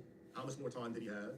You know, it's like Bin Laden on dialysis, traveling through the mountains of Afghanistan, Tora Bora, and making it to Pakistan, all while on dialysis. Then you do the raid and you don't find a dialysis machine. I don't know. I do know that I don't believe anything that's being put out. And I think that this was all about regime change, but not our benefit. And not just regime change. I feel that there's a certain country that kind of wants to control the entire Middle East. And it's been fighting since I can remember. It's all about the Middle East. It's always been. And whose interest are we fighting for? Is it the American people? If it truly, really was, then go back to 2003. You don't got to go back that far. 2003. Saddam Hussein, weapons of mass destruction. Like, what threat did that really pose against us, the American people? All to get over there and find out, it wasn't even like that. We don't know what we saw on Midnight Hammer, whatever that operation was. We don't know what they really hit. No one was there. You got presented some satellite imagery of some holes in the ground. Those same satellite images back in 2003 where Colin Powell was talking about, these are missiles of mustard gas and XY, whatever the fuck he was trying to say it was, WMD, turned out to be nothing. It was all made up. So if they're willing to lie to those same people, and it's not the same people, it's the same entity that's allowed to lie to you then and lie to you before that, the warmongers or the people who are all about war, it's like, 1, those same people who are all about war, you ain't fighting shit. You never fought shit. You're too much a coward to get off your fucking mom's couch. Stop eating Cheetos. Get in shape, go put bullets in people. You don't want to do that. Because those bullets fly 2 ways. And that's the quickest way to find out a coward. Is somebody who runs their mouth about how we're all about war. We should go do this, we should go do this. No, this isn't French. It isn't we. Nigga, it's I. You won't go do shit. You'll sit there behind your little computer screen and talk about how much you love war, but you never had to go see your friend's head blown off. Ooh. You never had to taste your friend's blood. I've had to do that. I've had to stick fingers in bullet holes. I've had to swim neck deep in water and taste my best friend who just saved my life. I've tasted his blood. And I've killed a lot of fucking people for it. Those people don't have to live with that. They don't have the dreams at night.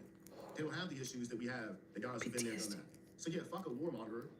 I don't believe that. If I ever did become president, which I have no desire to, you better believe it's gonna be like George Washington, but I'm black.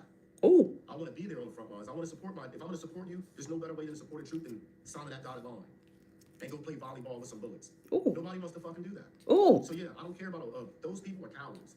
There's a recruitment station in every hood. Go to a high school. Go to any lower income high school in America. You'll find a recruiter there. They're not hard to find. But yeah, I don't like those people. Am I proud of what I've done? I don't know.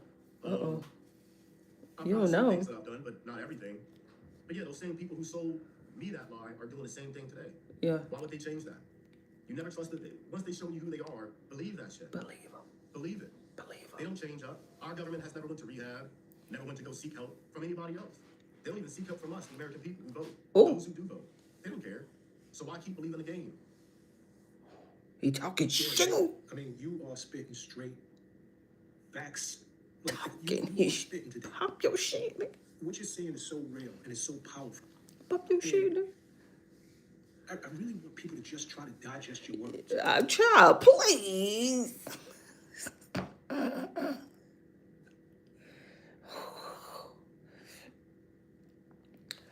Oh, man. Ooh. I was all into it. Child, I was all into it. Damn.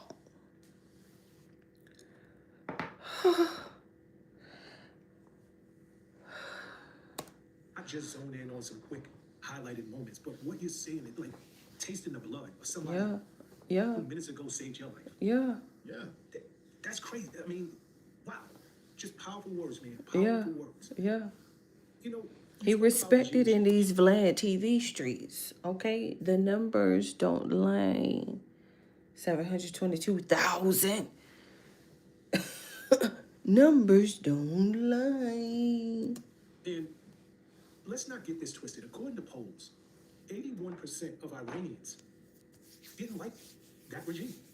81% of Iranians, who, according to the polls, Polls.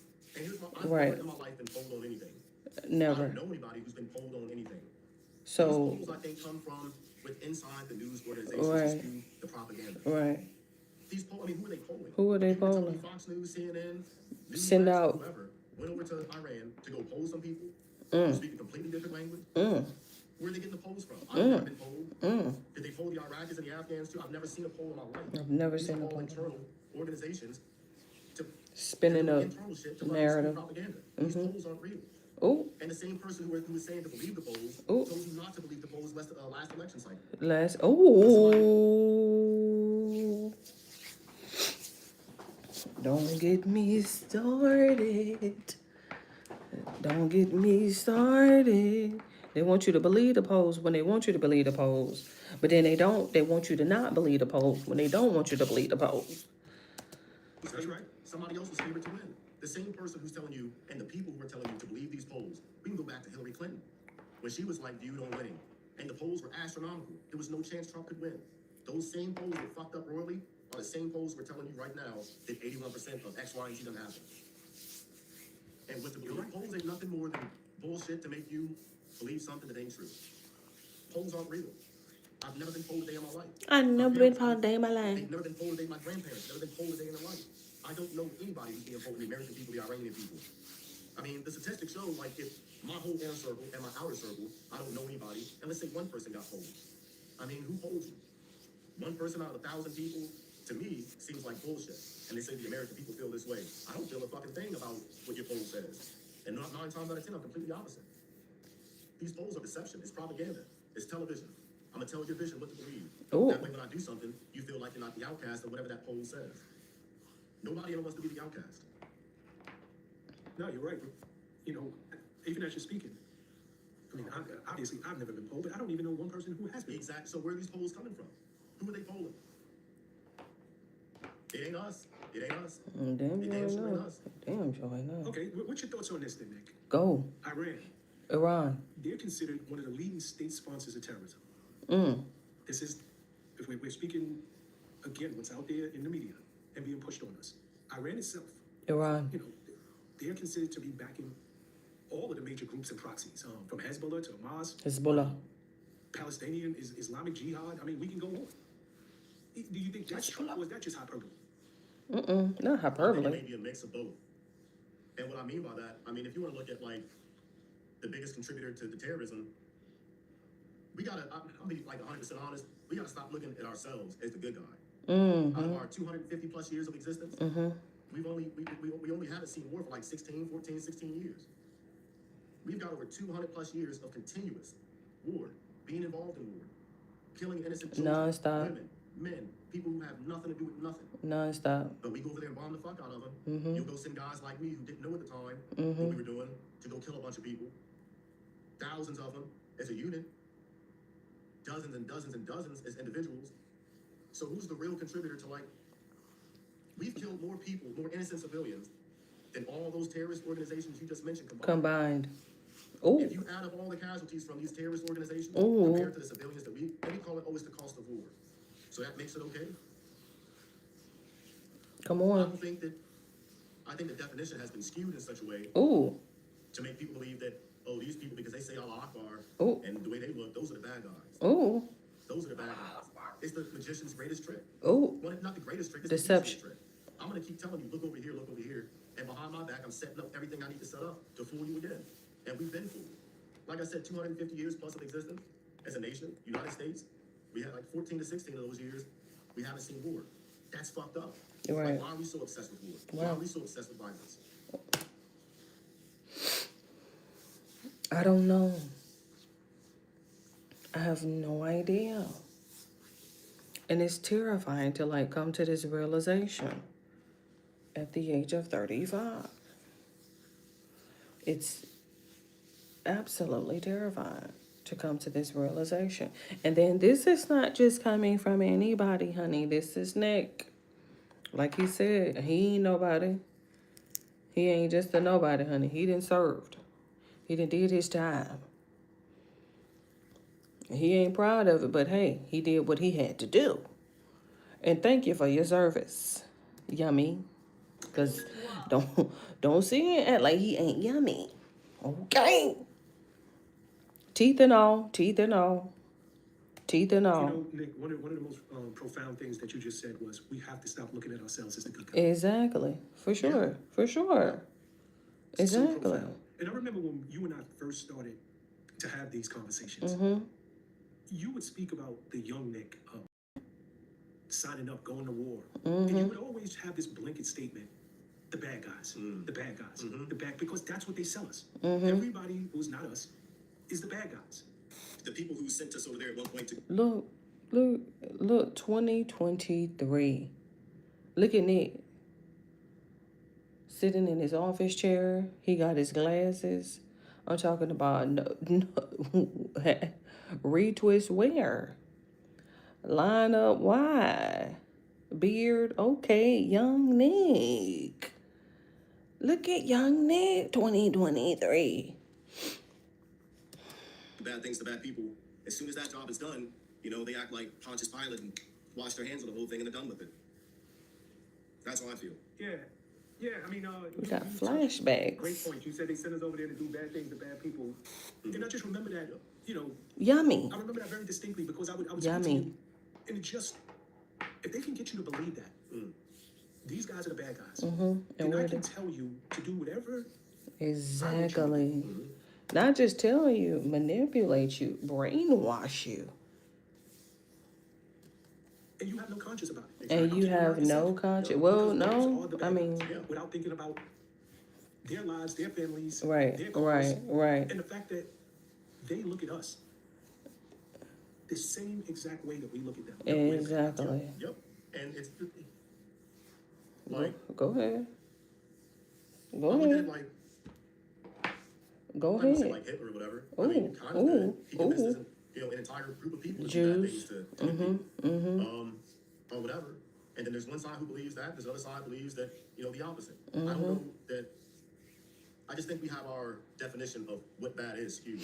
And I think that we've been pushed so Misconstrued. far as a nation to, back before we had social media, it was just a news station.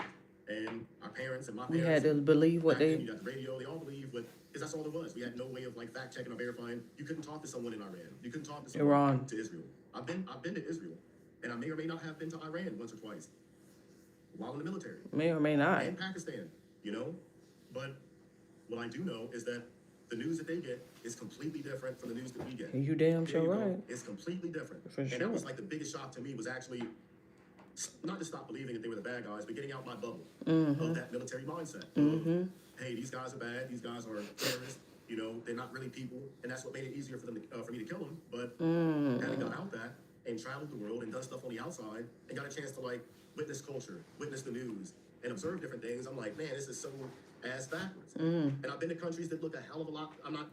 I've been to countries where you've been told that, oh, it's the shithole country, but I've been there, and it's the exact opposite. It's the exact opposite. And I'm like, man, I think there's way too many people who've been brainwashed the same way I was. So no one can get mad at me for being the way I used to be. I was on that same brainwashing spell, that broadcast, that casting of that big spell through television.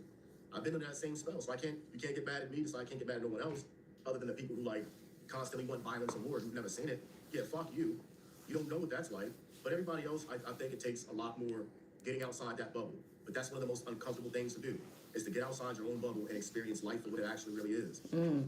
We get so caught up on our own made-up reality. To shatter that would be detrimental to our own sanity. Your brain doesn't work like that. It's all about comfort. So to break that cycle of comfortability, to be comfortable and believe this, whatever the fuck you believe, whether it's a lie or not, it makes you comfortable. To shatter that on your own, your brain's constantly fighting that. You gotta fight yourself. Nobody wants to wake up and go outside and sleep in a ditch for fucking 2 weeks. No, when you got a bed 2 feet away, why would you do that? It's the same type of logic. Nobody wants to break their own bubble and step outside and see life for what it really is. Life can be a beautiful thing if we experience it, but a lot of us are too caught up on an LCD screen and what a talking shoulder and head person says on the fucking TV. Nick, you step foot in Israel, Iran, Wow. and some of these countries that when you watch their news feed is completely different than ours. But you don't even need to leave U.S. soil. All you have to do Social media. is watch CNBC, Oh. CNN, then turn to Fox. Go read the New York Times. I mean, the messages that we're getting, it's all about what you believe and what you've been conditioned to believe. You Sure. get the messages that you want to hear. Exactly. Sure. It's almost like the dealers. Like, I'm gonna go over here because this is what I'm addicted to. And it strokes my own ego. It strokes my own. There you go. And that's the problem, I think, with news. News isn't news. It isn't, news, entertainment, Factual. weather, and sports. It isn't none of that shit. It's a large broadcast spread to the north, south, east, and west. That's what the news is: north, east, west, and south. It's a wide broadcast, and depending on which side of that compass that you lie on, is the one you're gonna go to. Because that one fits me. I don't like the south. I don't like the north. I don't like this. I don't like the west because I don't like the way they say things, and it's not what I believe. But what you believe may be fucking wrong, and what you believe, not just wrong, what you believe is just probably made up anyways. There's a lot of shit that people do, and I've been in the same boat. I probably still am in certain cases. Sure. There's a lot of things that we do and believe to be right isn't right. For sure. It just makes us feel good because if we found out that it was wrong after this long belief that we were right, it would fuck us up. No, it wouldn't fuck us up. I just think that it would just force us to have to change and, kind of take accountability for our wrong thinking, not knowing, that unlearning. I had learned that phrase a couple of years ago.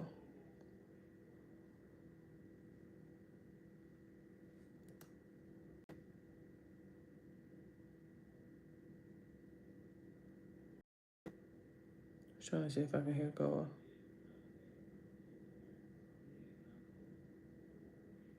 There's this thing called unlearning. You have to unlearn something. Absolutely. It's like a People are so thing. close-minded. In this country, Right. my God, we will stand on our side of the fence, and God forbid somebody has an opposing view, right? God forbid that somebody doesn't believe exactly what you believe. Right. become so divided in our own country. It's insanity to me. Right. It's the divided states of America. It's the divided states. There you go. Wow. There is no united. Since my lifetime, I have not seen united, except for one day. And whether that was a real, whatever you want to, I don't want to get into that, but on 9/11, that was like the most united I think we've all been as a country. I wasn't here for World War II, Pearl Harbor, wasn't here for it. But I do know in my lifetime, you know, and I've been around for a few moons, but that was the only time I think we've ever been united. It's gotten so bad now, you can't even say like, do I believe in Christmas? No, I don't celebrate it, but if someone says it to me, I don't get fucking offended. Right. Merry Christmas, whatever. Right. But people make it a political thing. You know, you can't even wish people happy this, happy this. Right. Without getting political. Right. We're divided. We're completely divided. It doesn't matter what it is. You know, from gender to Second Amendment to war, this is a divided country. Yeah. You know, let's bring this thing back around to Iran for 1 second. Iran. Iran, they took a hit, but it's not like they're going down without swinging. They launched something like 500 plus missiles and drones at Israel and even some of their Gulf partners. They sent missiles at the United Arab Emirates, Saudi Arabia, Qatar, Bahrain. What do you think that's about? Like, those are some of their Gulf partners. I think it was all like to hurt us. Like, I don't think they were attacking those people directly. I think it was about attacking things that we may have had over there. Military bases, equipment, infrastructure, things of that nature. I don't think they were going after like their neighbors in that sense. I think they were going after us and the neighboring countries. And they hit us where it hurts, like where the oil's at. You know, once you fuck up that barrel, that oil, you know, things get kind of messed up over here. You can shut down a bunch over here, not just like gas prices. You can shut down certain routes of transportation of goods and services. No, you're absolutely right. You know, you're absolutely the Iranian right. president, he's since apologized for striking his neighbors, but those strikes still continue nonetheless. Exactly. It's not about killing them. It's about hurting us. Whatever we have over there, whether it be radar systems, missiles, military bases, troops, personnel, anything affiliated with the U.S., 100%. That's what it's all about. You know, I don't think those neighboring countries are, you know, taking it kindly. You know, obviously it's a tactic. Iran wants to get at us, but you're still bombing your neighbors. Yeah. People who would normally be there right by your side. So I got to ask the question, you know, who has Iran's back right now? Russia, China. Oh. No, yeah, okay. Where's Russia at? Exactly. And China has not said a peep. Yeah. I can't really give too many props. Not even props, but like what help could Russia even really provide us or provide the Iranians when like they're fucked up with Zelensky, whatever Zelensky. Yeah, they can't even. It's been years since that war, and damn. In Ukraine. Where is that from? Finland? Where is he from? Who did you say? Zelensky. Ukraine. Yeah, Ukraine. Ukraine. I was in Finland a couple years ago. I got a little too mixed up. But yeah, Ukraine.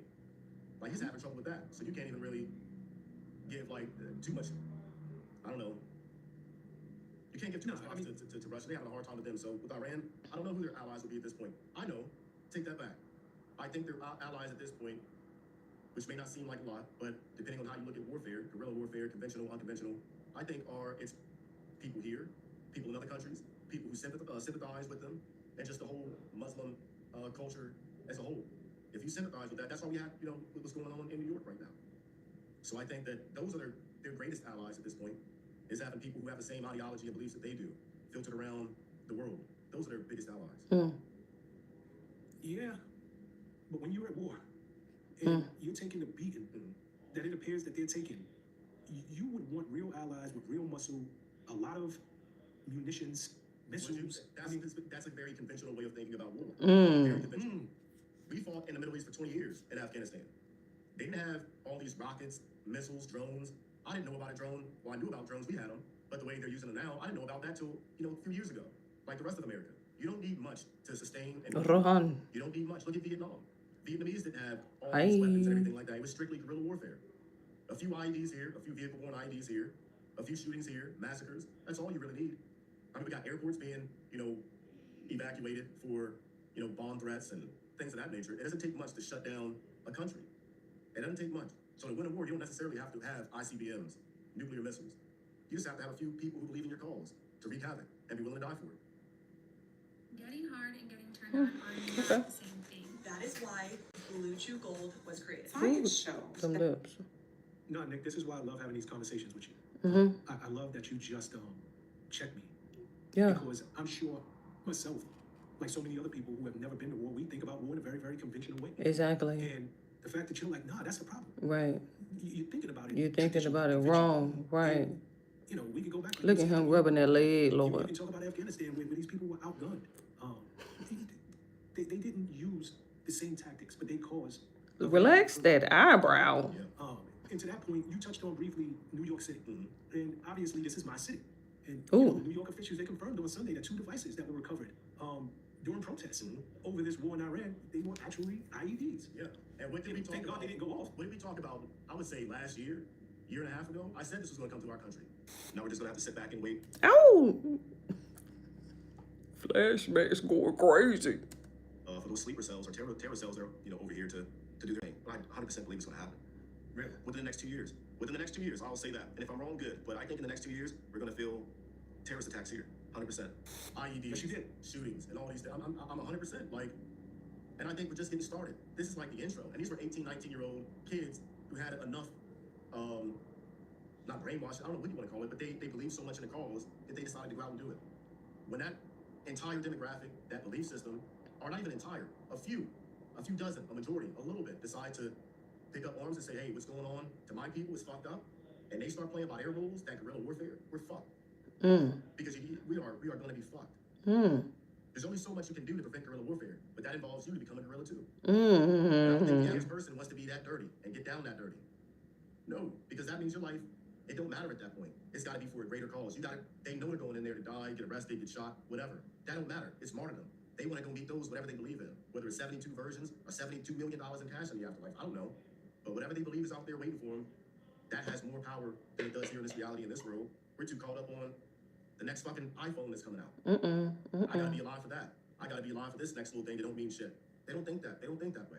We don't have that same ideology to where we're willing to die for something that we believe in. If we did, our government would not be where it's at today. We wouldn't have these problems. We would be able to rise up and say, hey, we're being controlled by a bunch of a sick, weirdo pedophile.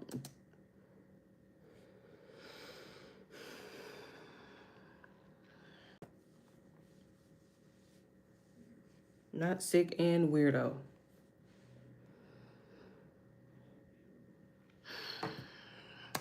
In our country, if it was really about that life, but we're not as a whole. But we're not as a whole. It's okay. And what happens after the division comes to conquering. We've already been conquered. We've lost as a people. There is no more we the people. No, we've already lost that. And the fact that we think we can keep winning by going to the voting polls and no. Please, that's never mind. The same people are still the same people. It's the same system. They worship the same Baphomet. They worship the same system. The same market. We all have the market of the beast here in America, damn near. The market of the beast is continuing to play this system, this game. And we know it's fucked up. We know this isn't right. You can go back. People were getting taxed on tea, like 2%, 3%. And they said, oh, hell no. You can't go anywhere in America and not get, you can fart and get taxed. They tax us for fucking everything. We went to war about this shit not long ago, relative to time. So, voting ain't gonna do shit. There's only one way to cure a forest. Trimming off the hedges don't work. And that's all we're doing. Yeah, but I'm gonna tell you, Nick, it's an extremely scary thought. To think not only that a war can and will be fought on our U.S. soil, but it'll be done by individuals, and they'll be labeled radicalized, and they'll be labeled enemies of the state. Our founding fathers were called terrorists. George Washington was a terrorist before he was who he was. We've all been radical. I'm not saying to go out and be a radical individual. I'm not calling for that. I'm saying we've already lost. That's what I'm saying. Whether it's our government or another foreign interest, another foreign government with a lot of money to put in our pockets, or not our, politician pockets. And then we launder that through a quote-unquote multi-million, hundreds of $1 million weapon sale. Same thing we did in Ukraine. But my belief is we've already fucking lost. Like there's only one way to come back, and like you said, and like I said, we're too comfortable as a people now.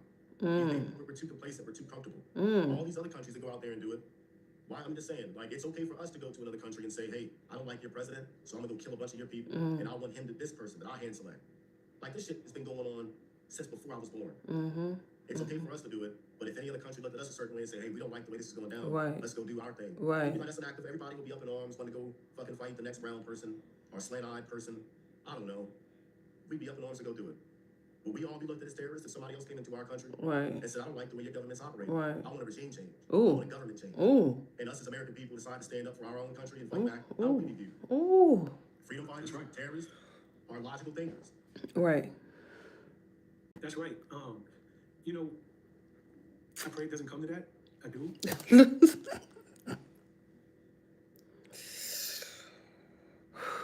The mere thought gave me chills. I'm like, oh Lord. Come on, Nick. Damn. Come on, man. Damn. We are, you know, Nick. Why do you pray for that? Why do you pray that it never comes to that? Cause it's just Nick, you've been to war. right. 99% of the American public. We ain't about that life. What you've seen, 99% of the American public has only seen on their screen. Mm-hmm. So the thought of it coming To close to home, the thought what? of the idea that now the general public has to start participating, Yeah. even if it's only participating in your thoughts, Right. choosing, am I going to be on the front line? Right. It's a scary thought. Mm. It is. Those of us who believe and have read the Bible know that the Great Tribulation is going to come. Ooh. Ooh. That's right. I Ooh. think that those who do believe in a higher power, Yeshua, Yahweh, Mm. you Mm. gotta stop being scared of certain things. It's already been written. Ooh. And if you believe in what the great book says, then there is nothing to fear. Because for I am your God. Mm. And no weapon formed against you shall prosper. Mm. It's man-made. Mm. So there's nothing to fear. Mm. That's our ego that's keeping us separate from the Most High's will. Mm. To be afraid for any of us to be afraid goes against what the Most High says. And that goes against his will. But we all know, just like when Yeshua was in the garden, and he said, but no, I don't want this. I don't want to get executed. I don't want to be put up on the cross. But thy will be done.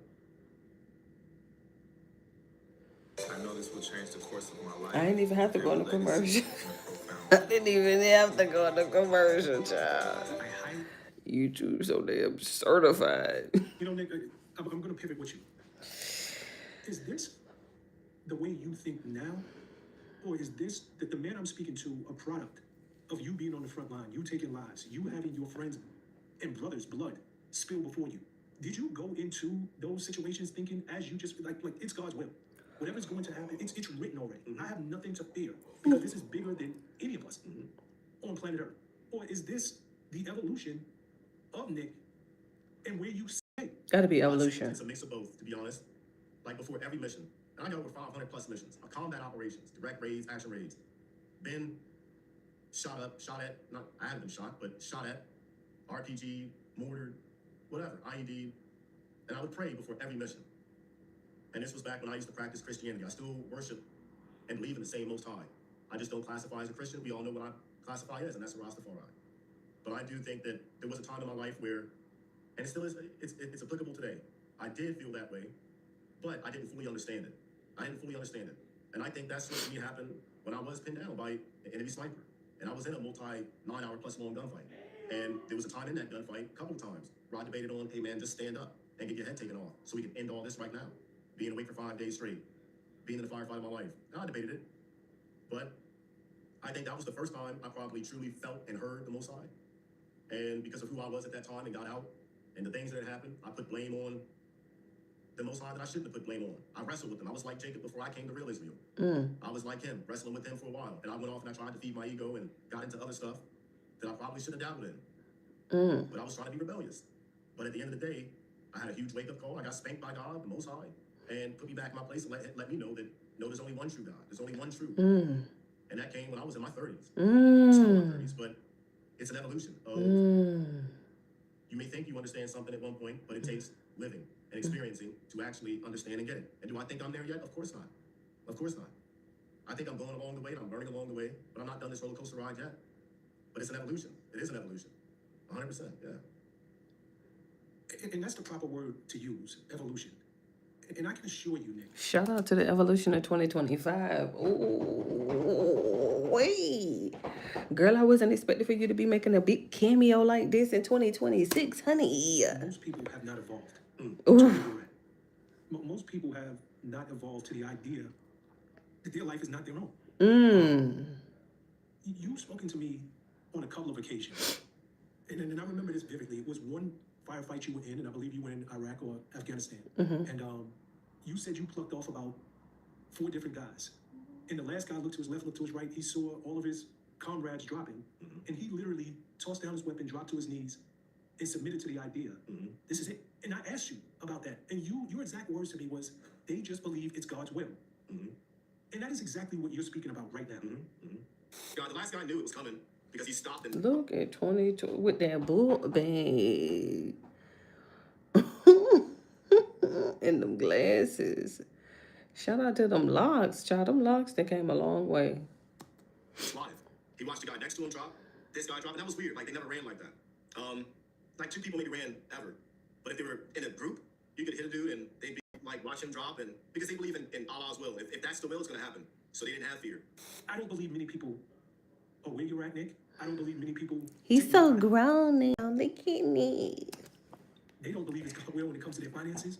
They don't believe God's will when it comes to their baby mama and paying child support. They don't believe it's God's will in no area of their life. So to underline, highlight, bold print that word evolution, most people are not that evolved in terms of their thinking as you're speaking right now.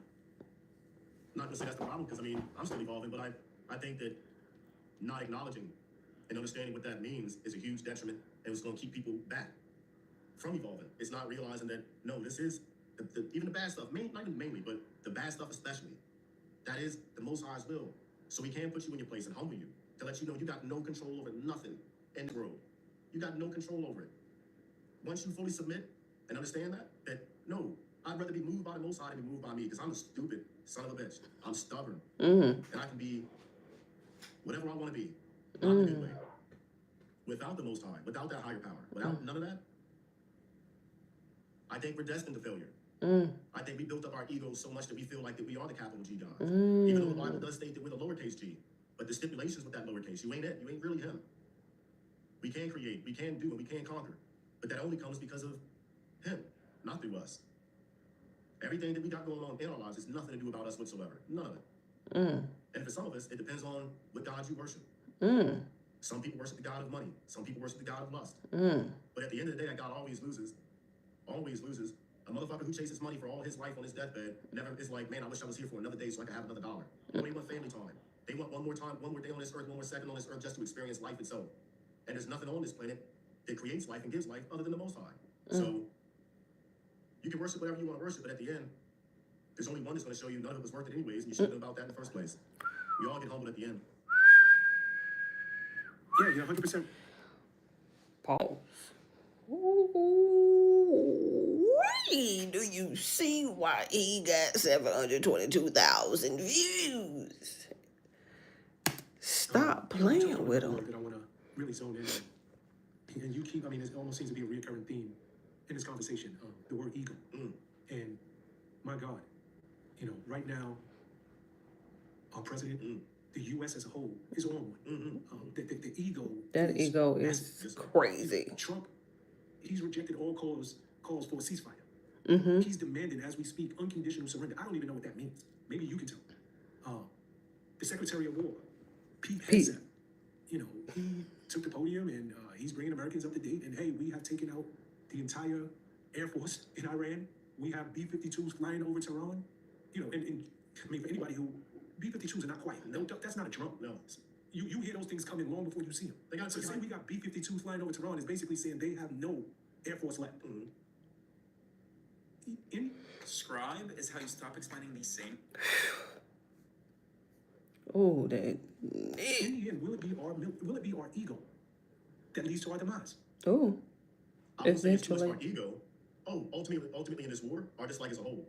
In this war. In this war, I think it won't be our ego so much as it will be our puppet master. Oh. Wow. That's going to be our demise. I think ego, yeah, we have a huge ego with the politricksters, and we got Hey, Jeans. But I think there's a hand, a puppet master, that is leading them all along. That's going to lead us to our demise. I don't think ego has so much of a part to play in it. Whether you have it or not, it doesn't matter. Because there's another country, there's another entity out there that is controlling all the strings and how we move. That'd be our demise. And there's been a couple of historical figures in the past who have warned about them, but one was written about so in the Bible, and he was flipping tables. And he warned us about certain types of entities that control and manipulate and pervert your way of thinking. Yeah.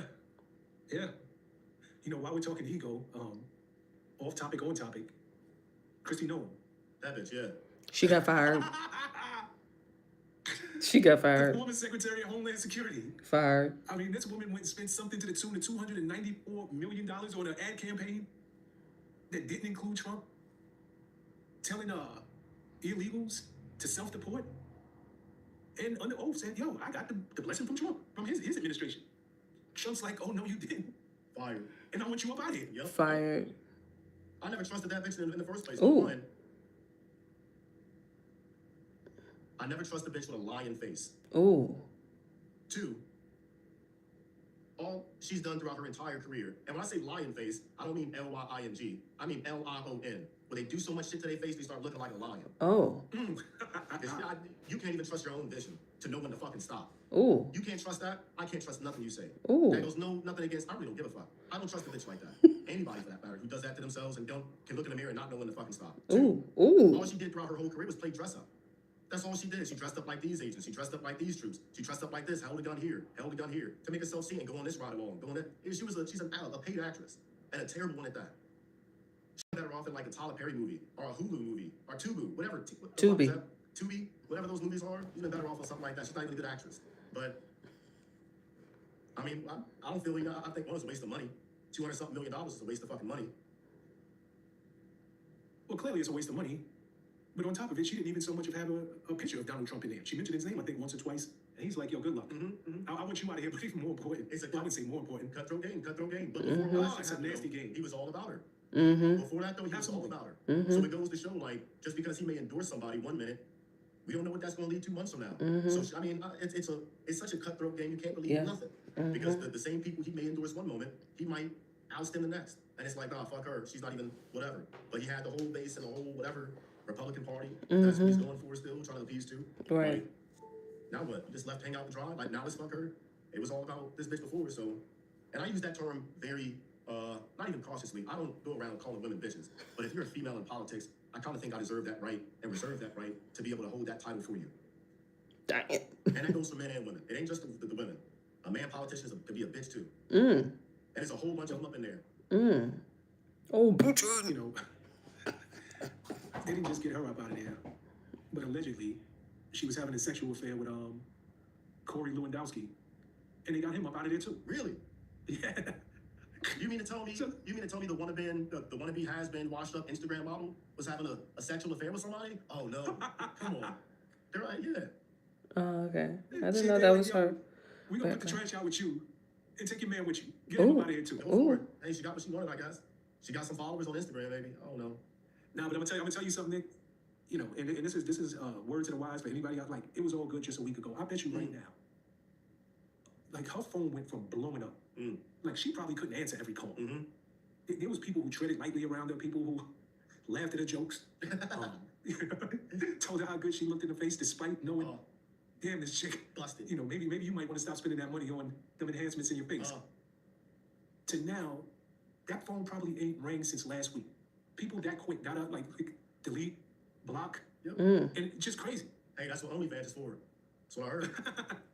But I'm gonna tell you, they like on that side, I don't think she make no money. I don't know. You'd be surprised. They got bitches selling like jars of fart, you know, for money and bath water and shit. I don't know. Like, I know who owns OnlyFans.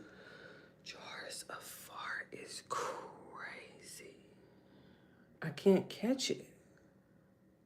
I be sitting here, just farting. I can't catch it.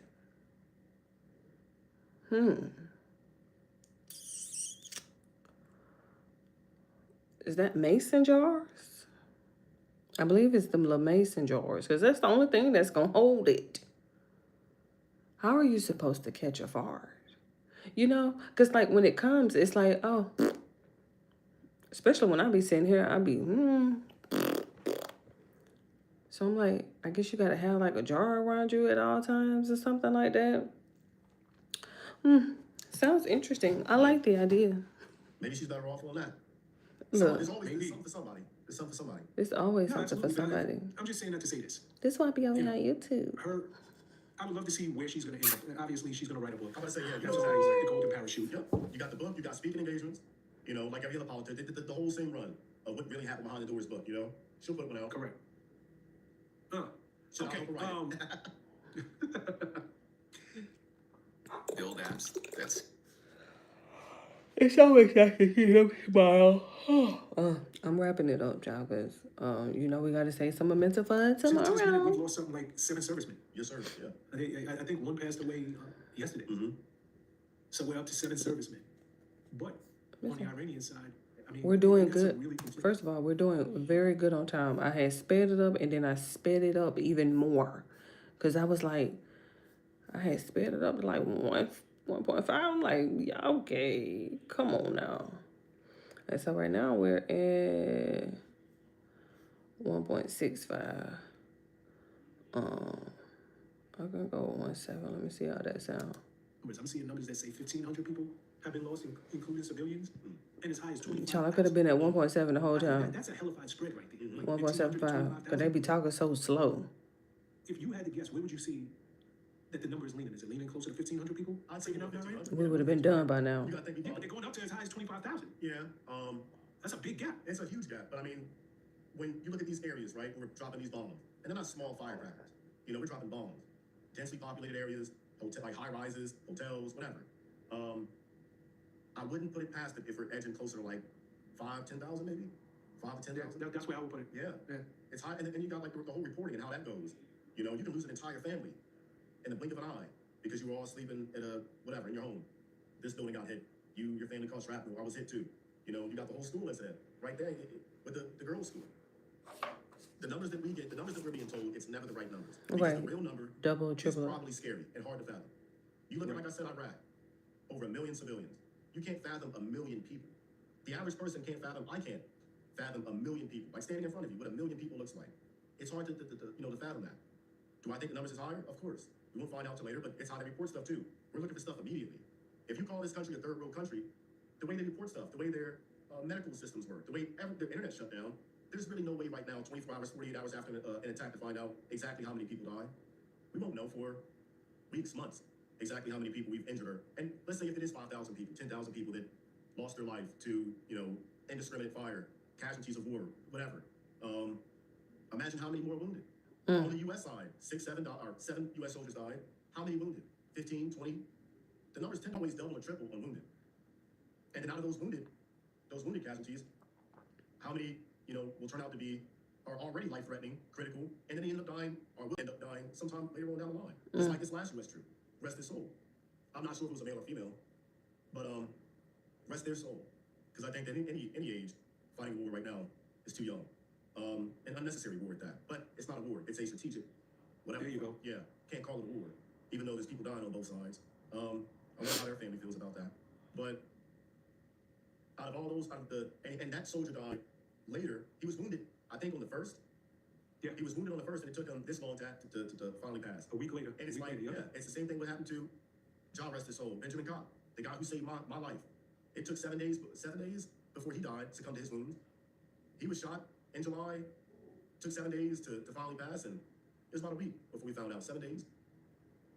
But we don't know what these other wounded soldiers look like, what they have to go through. And even if they don't die, which I'm praying they don't, but the fact you have to live with those injuries, I mean, I couldn't imagine. There were many nights that I stayed awake before I would deploy, or while on deployment, and wonder, like, man, if I do get injured, what do I want to go? Do I want to lose my hands? Do I want to lose my feet, my legs? What do I want to lose? I can go without walking, but I can't go without being able to touch my wife's face again. I can't live like that. So at that point, I'm thinking about some stupid shit. If I can't walk, I mean, props to those guys who, and I have too many friends who have lost limbs, arms, legs in combat. And I look at those guys as like Superman, because I know me. I think I do, or I thought I did at the time. I don't think like that anymore. I don't really have a reason to. But knowing me at that time, and that's why it's props to them. I was a selfish man at that time. And for me not being able to touch my wife or feel the earth anymore underneath my feet, I wouldn't want it. That's just me. So props to them for sticking with it and staying this long. And I wouldn't want, I can go down that rabbit hole of that, but we don't know what it's going to lead to. But what is it worth? What is it for? What is it for? Nick, that's why these conversations with yourself is so important. Yeah. Because that perspective. He just has that perspective. From a perspective that the average person just can't. I mean, fathom. To hear you say, and me, that you've had these types of conversations with yourself. If I do get injured, With what yourself. body part would I want to go? How Right. many That people do you think is wake up and have to have a crazy. real conversation with themselves like With that? themselves. How many people Never. do you think really, like truly, I've never have thought ever about had to that look in the shit. mirror? I mean, granted, there's some dudes probably in the street who probably have accepted that, you know what, at any given moment, I might not come home. But to truly think The from a micro limb. perspective, like, nah, this ain't just about losing my life. I might step on an IED, and there's some body parts that go. Which body part do I want to lose? And how would that affect me after? That's why I love these conversations so much, because you get us thinking, and you bring a reality to a situation that people can't fathom beyond what they see on their screens. Ever. And that's not real life. Mm. It's not. I know. He's so The police wise. officer at the scene told me And you gotta love him for it too. He's so wise. I never looked at it like that. No, because you take it for granted, because you've been there. Yeah, for me, it's like, I guess it was normal. Like my second deployment, we were bombed we were mortared every single day. 3 months. I'm talking in Mosul, Iraq. We were mortared every single day. To the point where you hear like the sirens going off. I've been on phone calls and on Zoom call or whatever we had, Yahoo Messenger. Skype. Where you could see the person before it was like Zoom, Skype. conversations. I would talk to my wife on the phone, and she's like, "What's that noise in the background?" I'm like, "Oh, that's the sirens, And you stop going after a while. You're like, "I don't fucking care," and then you learn to sleep through it. Like, what does it matter? If I get bombed while I'm asleep, I won't feel it. So you just learn to sleep through months, weeks on like every fucking day. You're getting bombed, and you don't care anymore. And then if you like the ones that do get close, and you get like a little bit of shrapnel inside your tubes, we call them, where you're living at. Even when I was contracted, my first day when I was contracted, we lost 35, 40 guys, not Americans, but they were Ugandans. And a mortar landed right beside, it was a brick wall. We had where I was at, brick wall, and where they got blown up at. And you just don't care anymore. And when you do care, in my last deployment in Afghanistan, it was IED Central, landmine. I watched one of my guys, I'm not going to say his name, he became a preacher. He knows what I'm talking about now, but he stepped on a landmine in IED, and he blew up. First question out of his mouth was, "Hey, check to see if my dick is still there." That's all he cared about. He wanted to make sure, that's one of the first things not first things, but it's a good chance that's going to get blown off when you step on an IED. My first day in Mosul, Iraq, I'm driving behind the guy in front of me, and I watched a 50-pound, 75-pound IED blow his striker off the ground, split it, and him getting carried next to me, butt naked, and cut his clothes off, covered in diesel fuel and oil. And I've been there, you know what I mean? And my thought is, damn, I hope I get it like that, or I hope I get it and I don't feel anything, or I hope I get it, but at least my body's intact enough to my parents can see my face, or I get it and I lose something that's not like detrimental.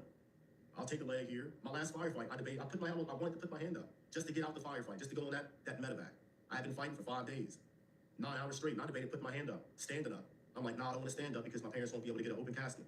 Damn, if I put my hand up, I've seen weird stuff happen. That bullet may go in, sprawl, do some weird stuff, and it hits an artery. Then I die a slow death. And while I'm thinking that, the guy in front of me, my PL, I watched his chest open up and turn a hamburger meat. And while that's happening, I got cop, rested soldier. I got cop up the stream, bleeding out from a small artery. And I watched when he got shot. I watched the arterial spray 20 feet into the air and hit the grass in front of us. Then I watched the blood turn muddy brown. Then I tasted that blood, it tasted like pennies. Then the guy in front of me, his chest opened up. Then my spotter going in and put his whole hand inside that wound to stop the bleeding. And then while he's bleeding out, telling me, get these motherfuckers, kill them all. Been there. And during that whole thing, that whole time, I'm wondering damn, I want to be on that helicopter with them. What can I present to myself so I get hit? And then after that, as we're taking out our wounded and dead, I volunteered to be in the back. I said, because if they come inside this trench, this ravine we were in, full of water, I want them to just light my back up. That way my guys don't get hit. I'll take the full brunt of it. Ooh. And it kept going on and on and on and on. I kept having those thoughts and being in a position to where if something happens, at least I want to be the one. I was the first one to get out that ravine and go up on a rooftop and start laying down bodies so my guys could get out. And then after that, we had to run almost a mile to some trucks waiting for us almost a mile away because they couldn't come in with anything less than a brigade. It was me and less than 35 guys. No other unit would go in with anything less than like 1,000 men. And then I'm volunteering to be the first one out, and I had 6 bullets left. I said, I'll sprint, I'll go out first. If I get hit, I get hit. I'm fucking done. I lived through that. That's just one day. That was one day out of a career of 6 deployments, over 500 missions. That's one day. That's a few hours out of one day. That shit sounds daunting. Shit. Lord, we thank you for that, Nick. God, we thank you for that, Nick. Oh, my goodness.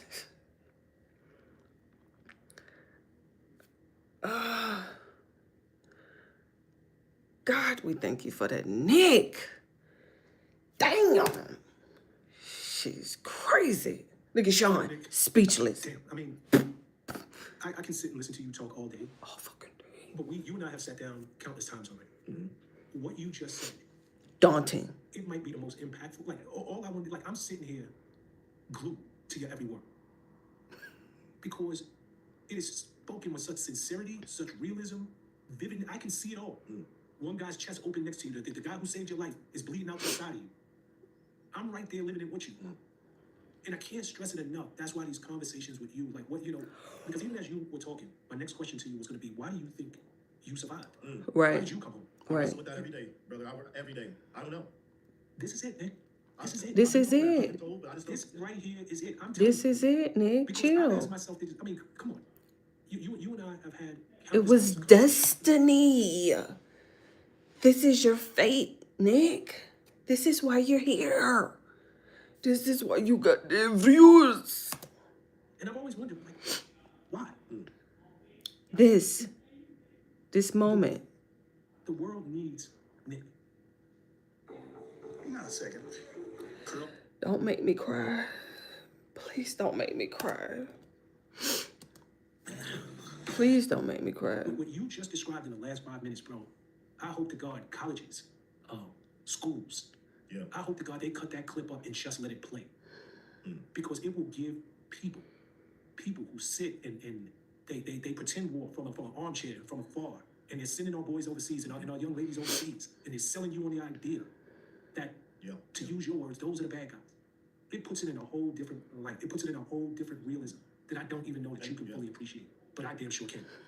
And that's what I feel like. I feel like, yeah. And I feel like I don't have the craziest, time in combat, but if my story does resonate with people to alter their life in such a way that their life doesn't have to look or resemble mine, then yeah, I do feel like I'm doing a great service.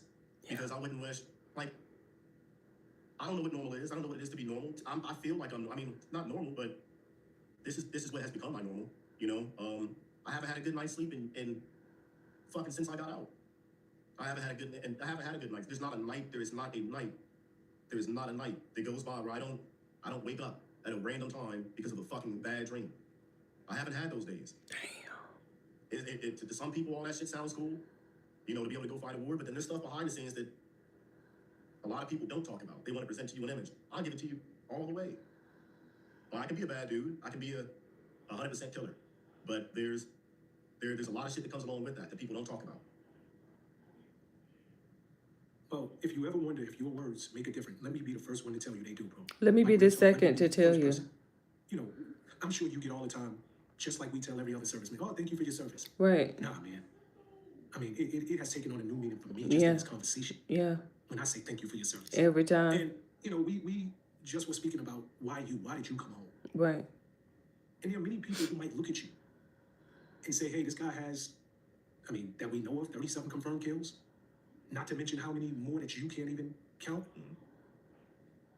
But still the good. I'm listening to you and I don't want to liken you to Saul or Paul in the Bible. But this, he turned out to be one of God's greatest servants. And the good that he did. And that was the same man who was killing Christians. He killed them for a living. That's what he did, but that's not his legacy.